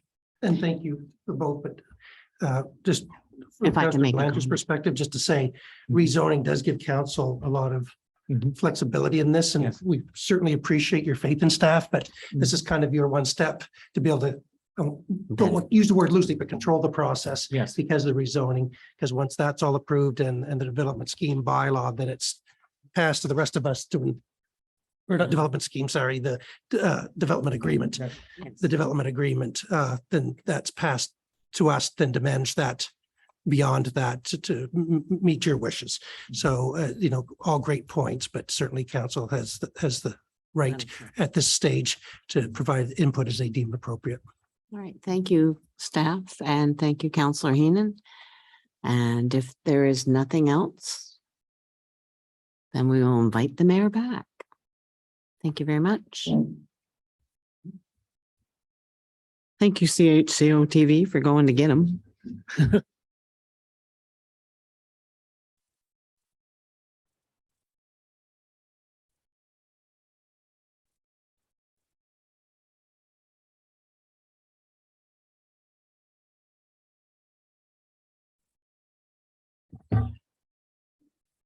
All right, so that brings us to the next one under Councillor Heenan, which again would be a discussion for council. Going to do it a little unusual. I'm going to be, I've talked to members of council, and I'm going to let Deputy Mayor Akaji chair this particular one, simply for the fact that there's some comments that I want to make, and I figured through talking with all of you, I wanted to spark maybe some conversation tonight, because I think we're at that point, but I already talked to a few counselors and it looks like they were ready to do the same. So I appreciate the deputy mayor, not just always attending any kind of conflicts or any events sometimes, but also always willing, whenever I ask, she's quick to raise her hand to say, how can I support you? So thank you very much, Deputy Mayor, for doing that. So at this point for chair, I'll pass it over to you. Thank you, Your Worship, and Councillor Heenan, we are looking at this report from the staff. Do you want to start it off, Mr. Knopper? All of a sudden I lost his name. Or Mr. Yeah, I guess Spear? at this point, we've had several meetings and suggestions, and I guess at this point, you've gone through 2 readings of the amendment to the secondary municipal plan, and as you know, there's been a lot of conversations from the community for and against this particular project. And so staff just wants to see a holistic discussion tonight to see what the next steps are, if council is ready to go to 3rd reading, if there's more information being requested, if where exactly we sit with this file, that tonight we're not approving 3rd reading, but it's to give final direction to staff on exactly if you're ready to proceed to 3rd reading in the next meeting or 2, to move this project along, or to decide that you're not ready to do this amendment to the secondary municipal plan and request that the developer rethink what they're going to be doing there. So I don't think, council, you need us to go through the whole report again. No. We certainly could, but it's stuff that I think has been brought up several times and discussed in several meetings. So it's just to get further direction and I guess a chance for you to debate it. And if you're ready to move to third reading in the next meeting, probably. So we open it up to council. Pardon? All right, well, we'll open it up to Open up council. to council, yeah. All right, council, what is your wish at this time? Counselor, Mayor, would you like to go first? Or Counselor Heaney? Yeah, it doesn't Okay. matter. if you go- Arm wrestle and get it over with. Want to get home tonight. No, thank you, your worship. For fear of shifting the tone in the room here a little bit, I just wanted to take a moment and address the tone of rhetoric that has surrounded debate over primarily 256, but also 302 to a certain degree. I'm probably not going to do myself any favors by what I'm about to say, but despite that, I think it's still important that it's said. And I apologize, I had to make notes because I tend to ramble as I'm doing right now. When I decided to run for council, I promised myself that I would do my best to push for positivity, for dialogue, for respectful dialogue, for respect, and to reject debate that is driven by fear and speculation. It's important for me to, perhaps, hazardous politically, but important for me to walk the walk in this circumstances. So a little bit about me. When I lived in my little apartment in Toronto, I had one little window that let in only a little bit of sunlight that my apartment saw. And I remember being horrified when the Portuguese bakery beside me was sold. And the new owners decided to develop a modern mid-rise office building, blotting out any sunlight that my little apartment saw forever. On top of that, I remember finding out that the developer had been fined for building this without a permit. And so I got on the phone at that point to my local councillor, one of the first times that I became politically active, and only to find out that the councillor never answered his phone, didn't respond to his voicemails, never returned my call, and who showed actual disdain for his constituents in a way that very clearly prioritized development over people and shrugged me off. All this to say that at this point as well, this was the major turning point on my decision to move back home to St. Andrews, a place where these sorts of things don't happen. But I say that now to show that while I understand and have experienced the emotions that have been voiced before us in this room, what is happening here, and I want to be clear about this, what's happening here with us is not what happened to me there. I can't speak for all council, but I know that personally, I have agonized over the decisions that are in front of us today and have worried about balancing all the needs of this community and the necessity of this getting this pinpoint precise right. I have taken everything that's been said or written in to us seriously and soberly. And before I get too far ahead of myself, I think it's important to note that I still do have serious concerns over this development. However, that said, what we have heard here in this room from opponents of this project have often been arguments in bad faith. They've started with a claim for support on this project with due care and consideration for several points that need to be addressed. Yet when that due care and consideration have been shown, the goalposts were moved. And so we went back as council, back to the drawing board to listen and accommodate. And yet again, those goalposts were moved again and again, which reveals that at the heart of this argument was never really a desire to support this project, but had always been a desire to stop it by whatever means. And as council continued to consider all points of view and weigh this very difficult decision, that quiet thoughtfulness, I think, was mistaken for assent for this project. And those critical of the project became determined to generate dissent through speculation and fear. For example, concerns which I cite, for example, around HVAC noise or underground parking light pollution, that there is just simply no data to support that. But more importantly, and I think concerning for everyone in this room, is that dissent has now opened the door to ad hominem attacks against the character of this council. And I take exception to that. So maybe it was thought that a soft approach at the outset would encourage more members of council to agree to oppose this. But respectfully, arguments of bad faith are intellectually dishonest, and they don't help you make the point that you think that you're making. And now I have to wonder how many of the households who are signatories on these letters that we received were themselves coerced by spurious claims designed to capitalize on fear of worst case scenarios and speculation, because it's very easy, as we all know from today's political climate, to capitalize on people's fear. So speaking for myself, I think, in my opinion, that this is a well-designed, thoughtful development that carefully increases density in the historic plat. And this is the kind of development that we need if we think about our future and the future needs of people who live here and who will live here, even if we think about it only through the lens of climate crisis and how we will all need to think differently about how we all live together. However, I still have serious concerns knowing that beyond this request to make an amendment, we still need to make at least 6 variances to the zoning bylaw, especially parking. I remember suggesting that we lower parking requirements further, but we decided not to do that as a council. So that's going to be a really difficult one for us to square as a council without being hypocritical.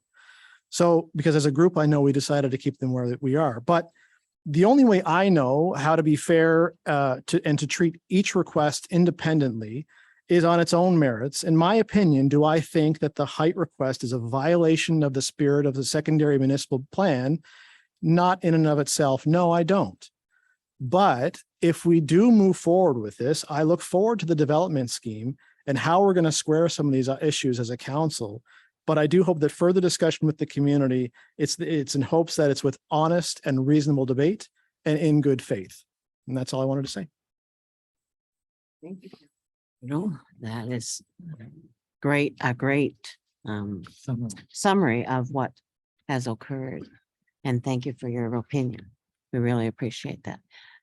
Mayor, would you like to go next? Yeah, sure. Thank you, Deputy Mayor. Thank you very much for your comments. I think we are saying similar things, maybe not exactly the same, but definitely some same spirit there. And I think it's important to open up to say that you articulated very well. You had your notes. I wrote mine in the playground today in the wind. So it's in pen. So it might be a little harder for me to cascade as clearly and eloquently as you did. But I think debate is important. I think it actually shows the process. If you look at the wellness park down at the point, when there was an individual that was questioning it and presented, Councillor Blanchard actually clarified his thought process behind it. And despite how the thought process wasn't the same, at least they respected how you came up with your decision. I think that's why it's important that all of us, as much as possible, weigh in on this, because it is one of those conversations. It's not necessarily a 50-50, but no matter what you decide, there's going to be a portion of the community that tells you got it wrong. So the best thing you can do is just say what's on your mind. And I think it's important to note that, and I'll talk a little bit about some of the objections, but I think it's important to know, especially in the letters, that I want to thank the public both in support, but also in opposition. To think that when you write a letter that it's not read, I can assure you that it is read. In this particular development, there was a lot of reading. Some people did use the opportunity to write in multiple letters, but there were some people that just sent in one, and all of them were valued, either if they were in support or opposition. And I just want to acknowledge council, no matter which way this goes. I wanted to look at all of you and say you 100% had to look at this development and explore it. We are in a housing crisis. If you look at St. Andrews, it doesn't have a diverse housing inventory, and the fact that this took no taxpayer incentive, this was just a pure proposal. If you did anything less than the hearing of objections, I really don't think you would have done it justice, because you do have to hear what the community thinks on a development like this. Specifically on the hearing of objections, many have actually told me that it was very tough to watch, and it ties in very much with some of your comments. But it's important to note that although it wasn't pleasant, that it was democracy. People had the opportunity to tell us what they don't like. And that's one of the purest things about municipal government is decisions are made at the provincial and federal level all the time, and you don't have a voice. Well, when it comes to a hearing of objections, everybody that comes to the meeting actually can have a voice. But unfortunately for some, it actually shows the best and the worst of them. And we've seen that. There's one gentleman, I wrote his name down, Robert Ware. He opposed the project, but he was professional. He was firm. He really concentrated on the opportunity for common ground versus what was necessarily wrong. He really thought that, you know, there might be something here. It's not what I like, but let's keep working towards it. And I think that that was a very powerful message. And I can tell you, when someone like that speaks, you stop and you listen a little bit longer. And then because I said the positive, I'll have no problem saying it. The way that Guy Grew attacked you guys was completely unacceptable in my mind. The truth of the matter is, in my opinion, you beat him in an election, and whenever there's a chance to discredit you or attack you, he's going to do it. I have zero tolerance for slander. I have zero tolerance for bullying. Him accusing staff and council of illegal activity and professionally attacking you is clearly unacceptable. Quite frankly, you raise this hand for your community because you care, but I'll be completely honest with you. You're not getting paid enough to put up with that lack of respect. And again, I can't hit that home enough. To my left and right, I want to stick up for my fellow councillors. When I got to know them, some I knew before, some I got to know right before the election, I quickly found out how important some of these volunteers in our community. Beside me, I have people that were with the fire department, coaches to youth in our community, Indigenous awareness, dial-a-ride, churches, youth activities, CHCO, hospital foundations, Kiwanis, the list goes on. Professionally, I have educators, I have people in the sciences, banking, and more. To publicly try to smear you again is completely unacceptable because you're in a conversation where some people might not think the exact same way that you do. With all but that being said, though, I think it's important to acknowledge that you can't let one person or individuals discredit some legitimate concerns from some people in our community. Some people actually spoke, even though they're upset, for the right reasons.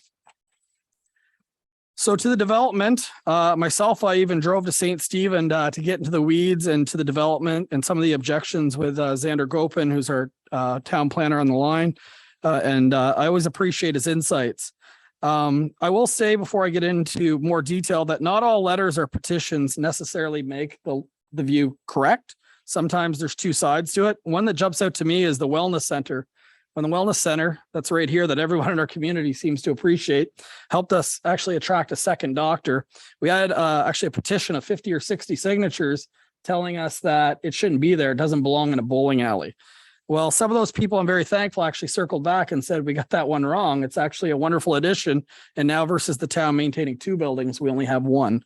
So with that being said, just because there's a lot of signatures, it's not a plebiscite. It doesn't mean it's necessarily correct. But what I always get into is that when you look at the particular development, when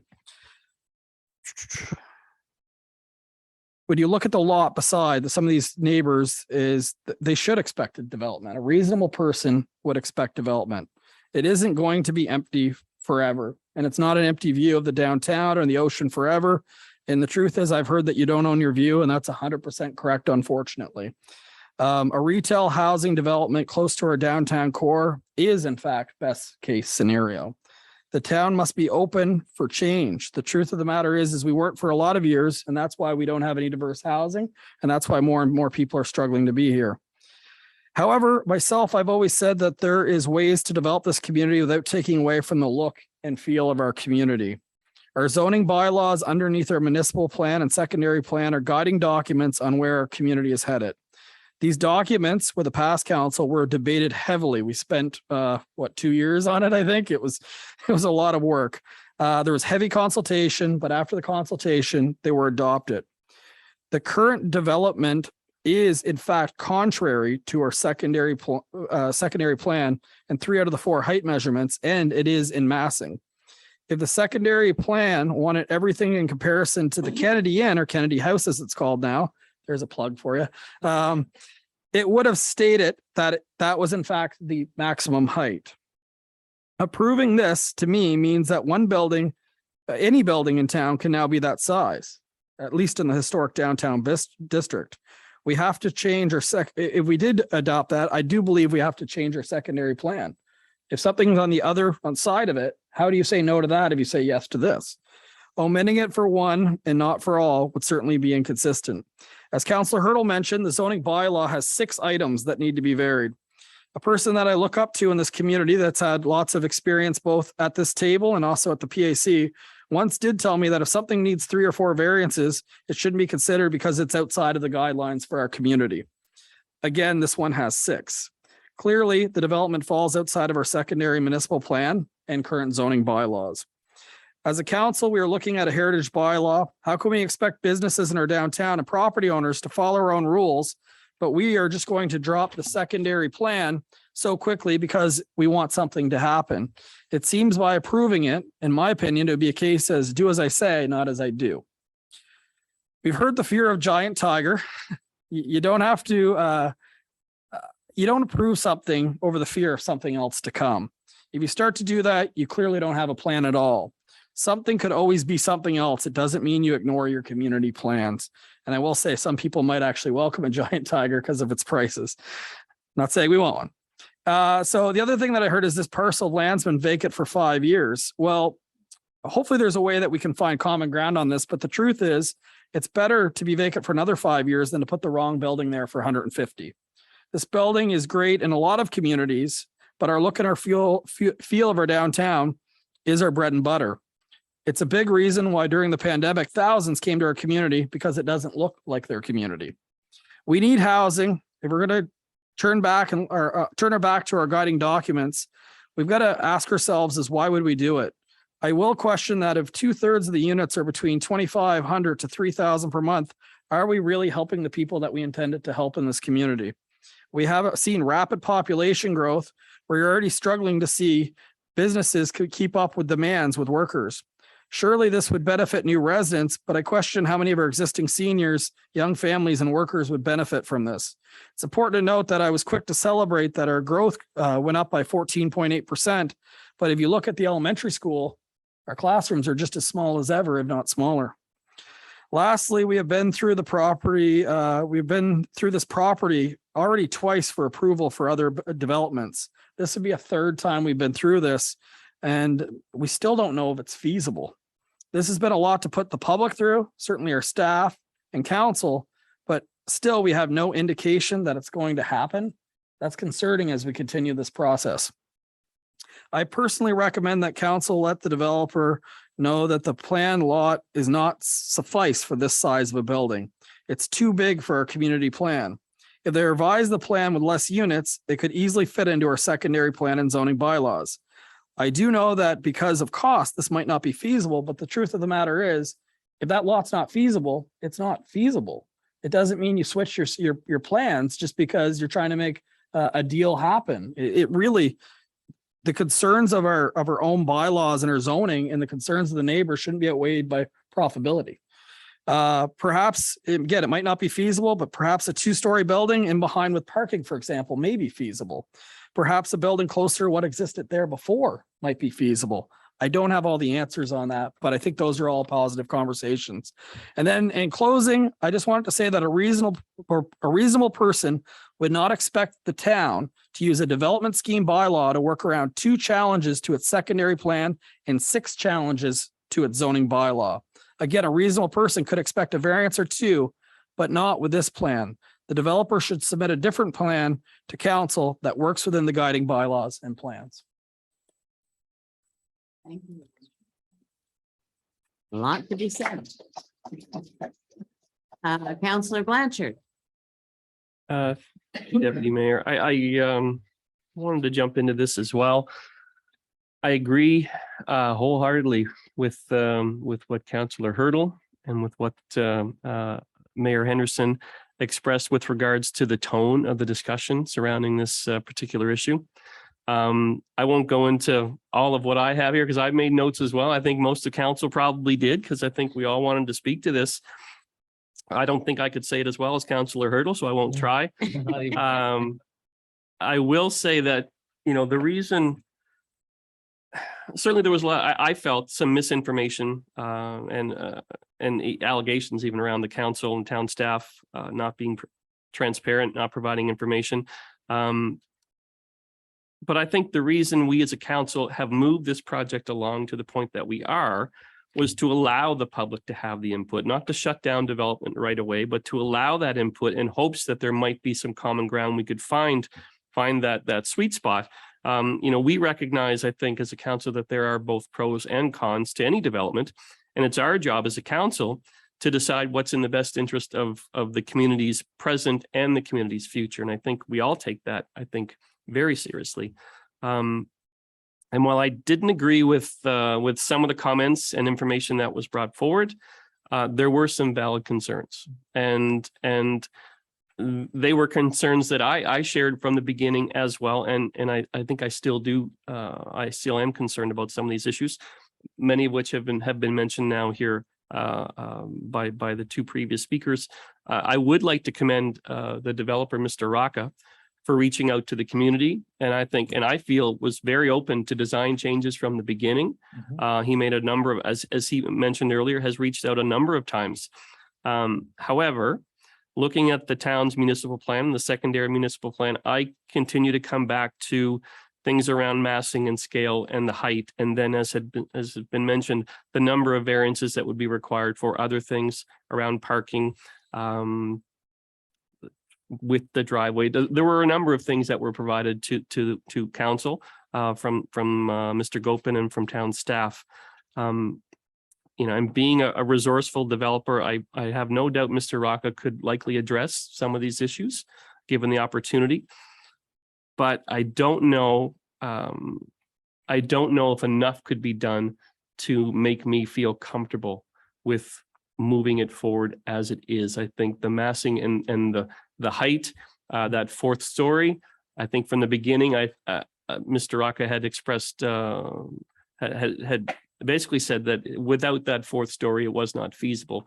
And I think, like I said, with some of these things, I just don't think can be changed enough to make me comfortable with the development as it is. So I just wanted that to be out, and those would be my comments on where we are. And I guess I'll leave it to the rest of council to decide where we go from here. Thank you, Councillor Blanchard. Any other councillor would like to address this issue? Oh, sorry, Councillor Heenan. I looked your way and you didn't do anything. So Councillor Heenan, the floor is yours. Well, I wish I was as elegant as these other two speakers. The only word that comes to mind is the vocabulary of the opposition makes me feel very disappointed in the people that are our neighbors and the way that it was done, and harshly.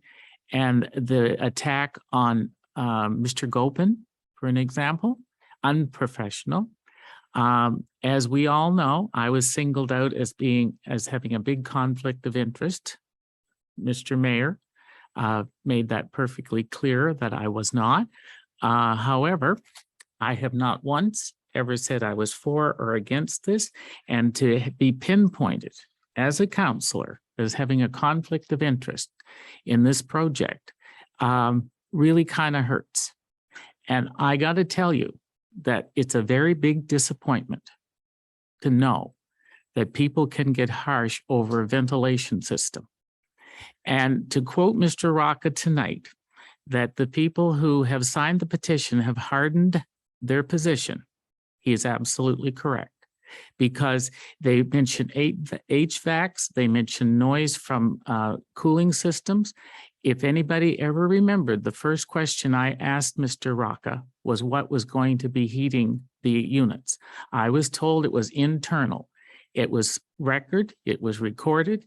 So to hash up something that has already been answered by Mr. Rocca is a hard position, because it now shows me that people are grasping at every straw they possibly can to make their point. And I just disagree with the whole verbal thing.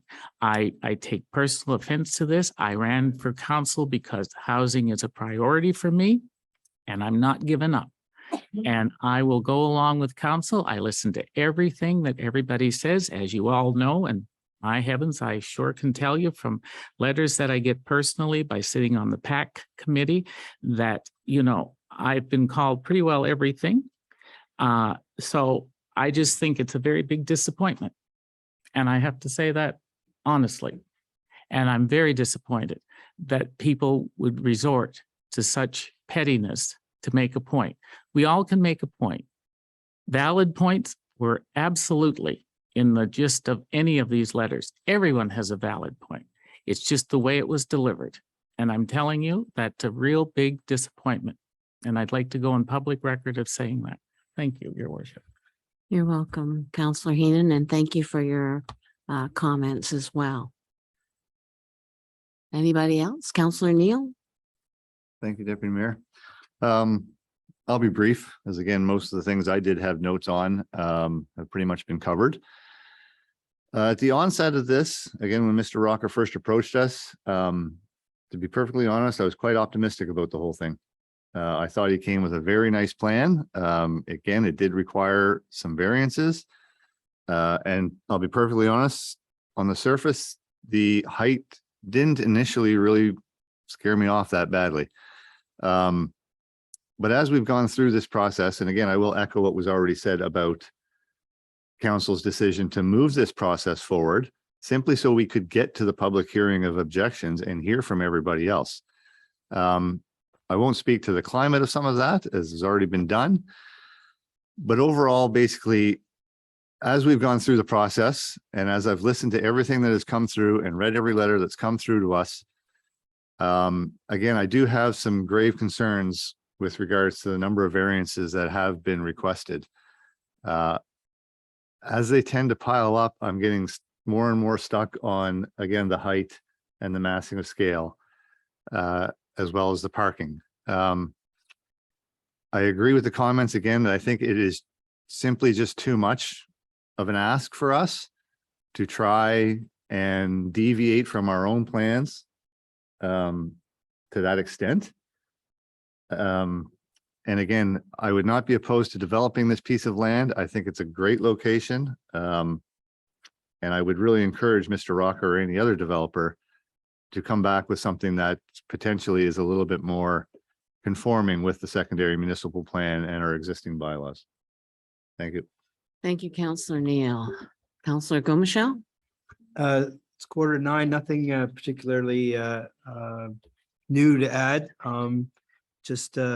I did have some concerns about the final aesthetics of the thing, and it's a wee too big, I guess. I used to work at the lodge one summer with Zena Garbett, and she would have said it's a wee bit too big. So, not to make a joke, it's just it might be just a bit much for that spot. Although we are in a housing crisis, and to piggyback on some of the eloquent speeches that were given earlier, discussions from earlier.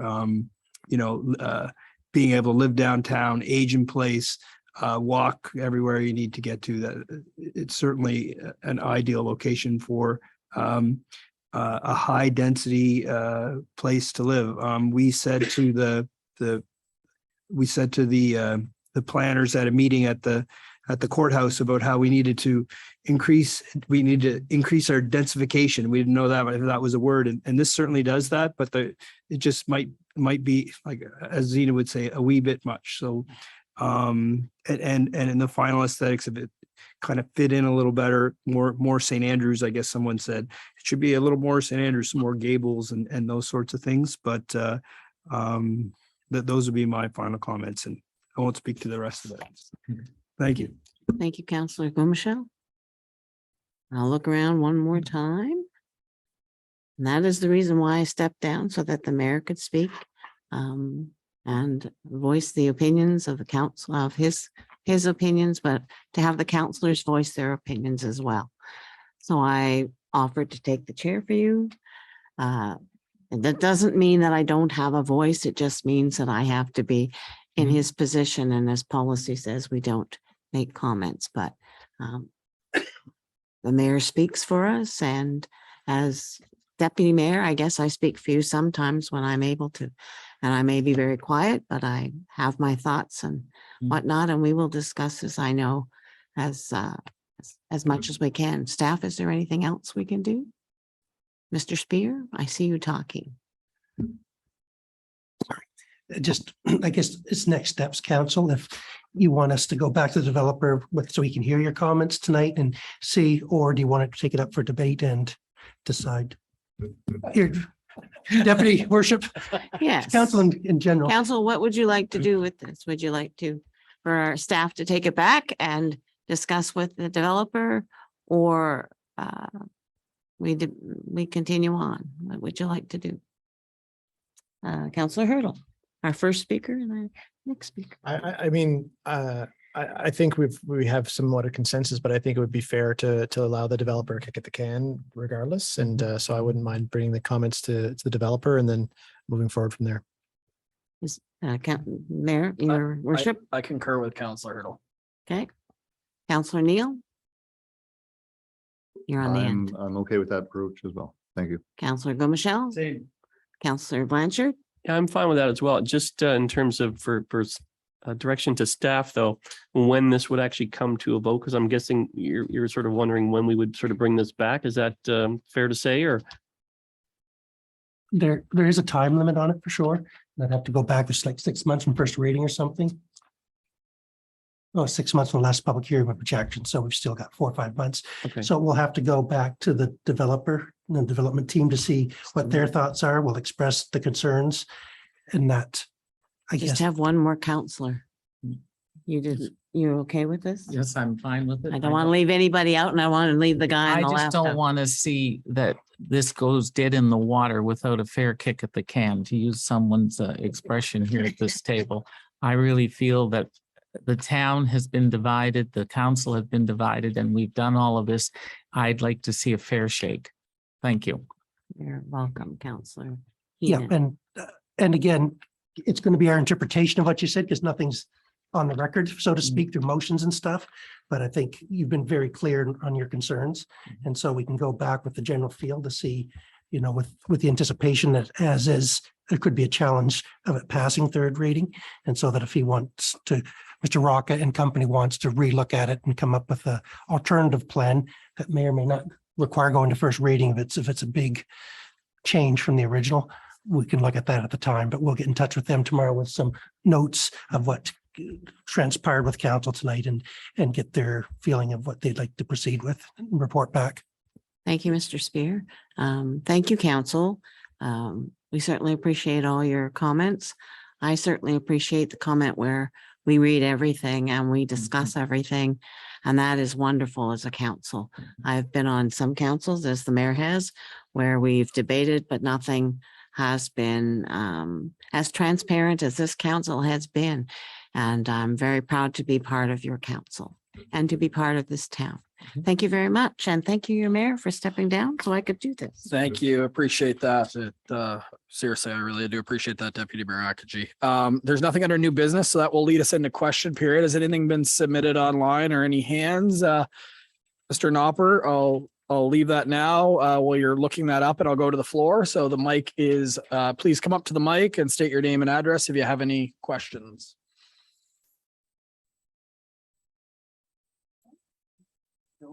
A brief statement is fine, but yeah.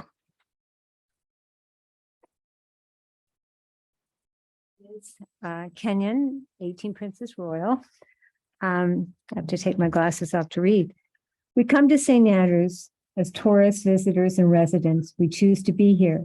We've seen pictures of colorful houses near the water, boats in the harbor, and are visually given what we have anticipated when we drive into St. Andrews. Okay, so with that, sorry. This is a fulfilling feeling, a pleasant feeling, a great fulfilling, a grounded feeling of experiencing the history maintained here. There's warmth and kindness in these colors and shapes, in the people. It's welcoming and rich in its offerings.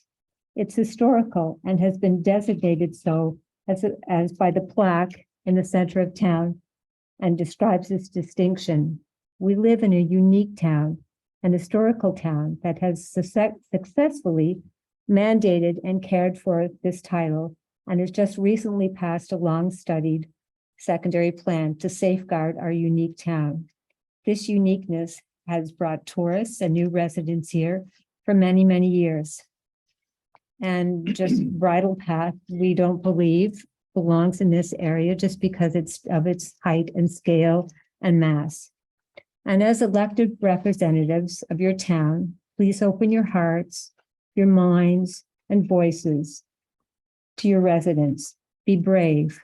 Over 103 family homes already have signed, and they were not coerced into anything. They signed because they believed that it was too big in height and scale and mass. And let me think that's it, except that the East Coast is fulfilled in my quest for finding a place that is unique. And St. Andrews is that uniqueness that you just don't get anywhere else in the world. And we'd love to have that maintained. So thank you for all your thoughtfulness and your consideration. Thank you. Any questions? Okay, was there anything that came in online? Through your worship, nothing that came in through email. If there's a question from anybody on Zoom, please raise your hand now. Your virtual hand, yes. Okay, Seeing none. Okay, thank you. We're going to get into councilors and deputy mayor's comments. If there's anyone that would like to speak. Deputy Mayor Akaji. And I made notes too. First of all, I'd like to thank the firefighters for saving Indian Point, my house, the trees. Thank you, Councillor Neal, for being a volunteer. Most of them are volunteers, but they worked very quickly. And I'm very honored that you did that, but I know that it's your job. I know that you risk your life, and I just wanted to say a personal thank you. Thanks CHCO TV and Clerk Paul Knopper for assisting me to advertise a drum making workshop. You wouldn't believe that workshop filled up within a half an hour. At first, I only had 12 spots, and then the murdered and missing Indigenous women and girls of the province, I don't know her last name, I only know her as Pam, came back to me and said, well, we can do 25. Well, with that 25, I reached out to CHCO TV and my friends, and within that half hour, it was filled. I'm sorry, CHCO TV, that I gave you my wrong number. I was nervous. I don't know. I don't like to give out my cell number. Anyway, it was my mistake, not CHCO TV. It was mine. And for Mr. Knopper, who is going to assist me on that day, because the town is providing the arena and the dining room, and probably coffee and tea and water, because we're not allowed to provide food yet. I also had people who reach out to me, like Colin Alexander, who is in Indigenous New Brunswick, and he is coming with somebody else as well. So those seats are filled, but we are going to offer a second workshop. I haven't talked to Pam yet, but we are going to offer a second workshop in February, we believe. And I am taking names, and my home phone number really is 529-3331, and it has an answering machine on it, or you can leave me an email at the town of St. Andrews. My email is there, or akajikate@gmail.com. So I think I said it correctly. And we may do a rattle workshop as well. So if you're interested, you need to contact me and give me your name and the number of seats, because I have people that say, well, I want 2 or 3 seats. Well, that can be arranged if you call me, but right now I am up to almost 15 names. So if you want a spot, you better get to me soon. All right. Farewell to Scrooge and Marley's. I hate to say that, because their shop will no longer be in business after November the 19th. It has been a part of St. Andrews for a while, and I know the times are changing, and I'm looking for where Mark and Shelley will reinvent themselves. The fudge will still be available in that store, because there will be another business moving in there. But they have been a long-term part of St. Andrews, and they're not moving, at least Mark and Shelley are not moving out of St. Andrews, but their store will no longer be there. And as you know, it was a unique store to St. Andrews, to the area, and lots of people have traveled many, many times to come to St. Andrews just to go to that store, if not just to get fudge. And I know we have several other fudge makers, but I truly think their fudge is divine. And the last thing I want to put a plug in for is for Dial-A-Ride, because I know it's the season that we need to think about those people who are hurting, like food banks and whatnot. But Dial-A-Ride it's close to my heart because I do a lot of dial-a-ride driving. But if you could see the number of medical appointments and the stats for what they do, for the number of volunteers that they have, the mayor alluded to the volunteers that we have on council. It's wonderful, but dial-a-ride is in need of drivers. And even if you could just do one drive to take someone to a medical appointment, a dental appointment, or go to the hospital, you are doing a big thing to do that. Otherwise, they can't get to those appointments or they can't be there and they wind up suffering. So I'm looking to you to say, it's time to reach deep and say, if I can just do one drive, that's a big improvement. So we really need drivers. And today I took, and I hope David and Margaret don't mind that I'm using their name, but Martins, who just moved to our community, and took them to an appointment, a medical appointment for him, and brought him back. And that's why I was almost late for council. But it's really important when you see the good that you do. And we do have a lot of people who volunteer, don't ask for anything, but this is an important thing. So if you have just in your heart one drive, that would be awesome for the dial-a-ride group. So thank you, Mayor, for allowing me to talk so long. I think I got all my points down. Well, thank you very much, Deputy Mayor Akaji. It's always good to draw some highlights like you always do. It's certainly appreciate it. Okay, any other member of council? Okay, I just want to make aware that November 28th is election day in Bayside and in Shamcook. It's important that everybody exercise their democratic right. In Shamcook, we have 3 candidates for 2 positions, in Bayside 2 candidates for 1 position. So November 28th, please vote. And I think CHGO will be doing a special on Meet the Candidates, and next week it'll be airing. So there we go. We're hearing it live. So yeah, it's just important to know. And the other thing is just on that point is residents of Bayside and Shamcook, feel free to weigh in on town issues. In my mind, you are now residents of the town of St. Andrews. It might be officially January 1st, but it's close enough where I think we always valued opinion because they're our neighbors, but they certainly now, I would consider them residents. So I'll keep my comments very short other than Councillor Blanchard, I believe, happy belated birthday. You almost pulled that one by. It was yesterday, was it? Yeah, it turned 24. Yeah. And twice.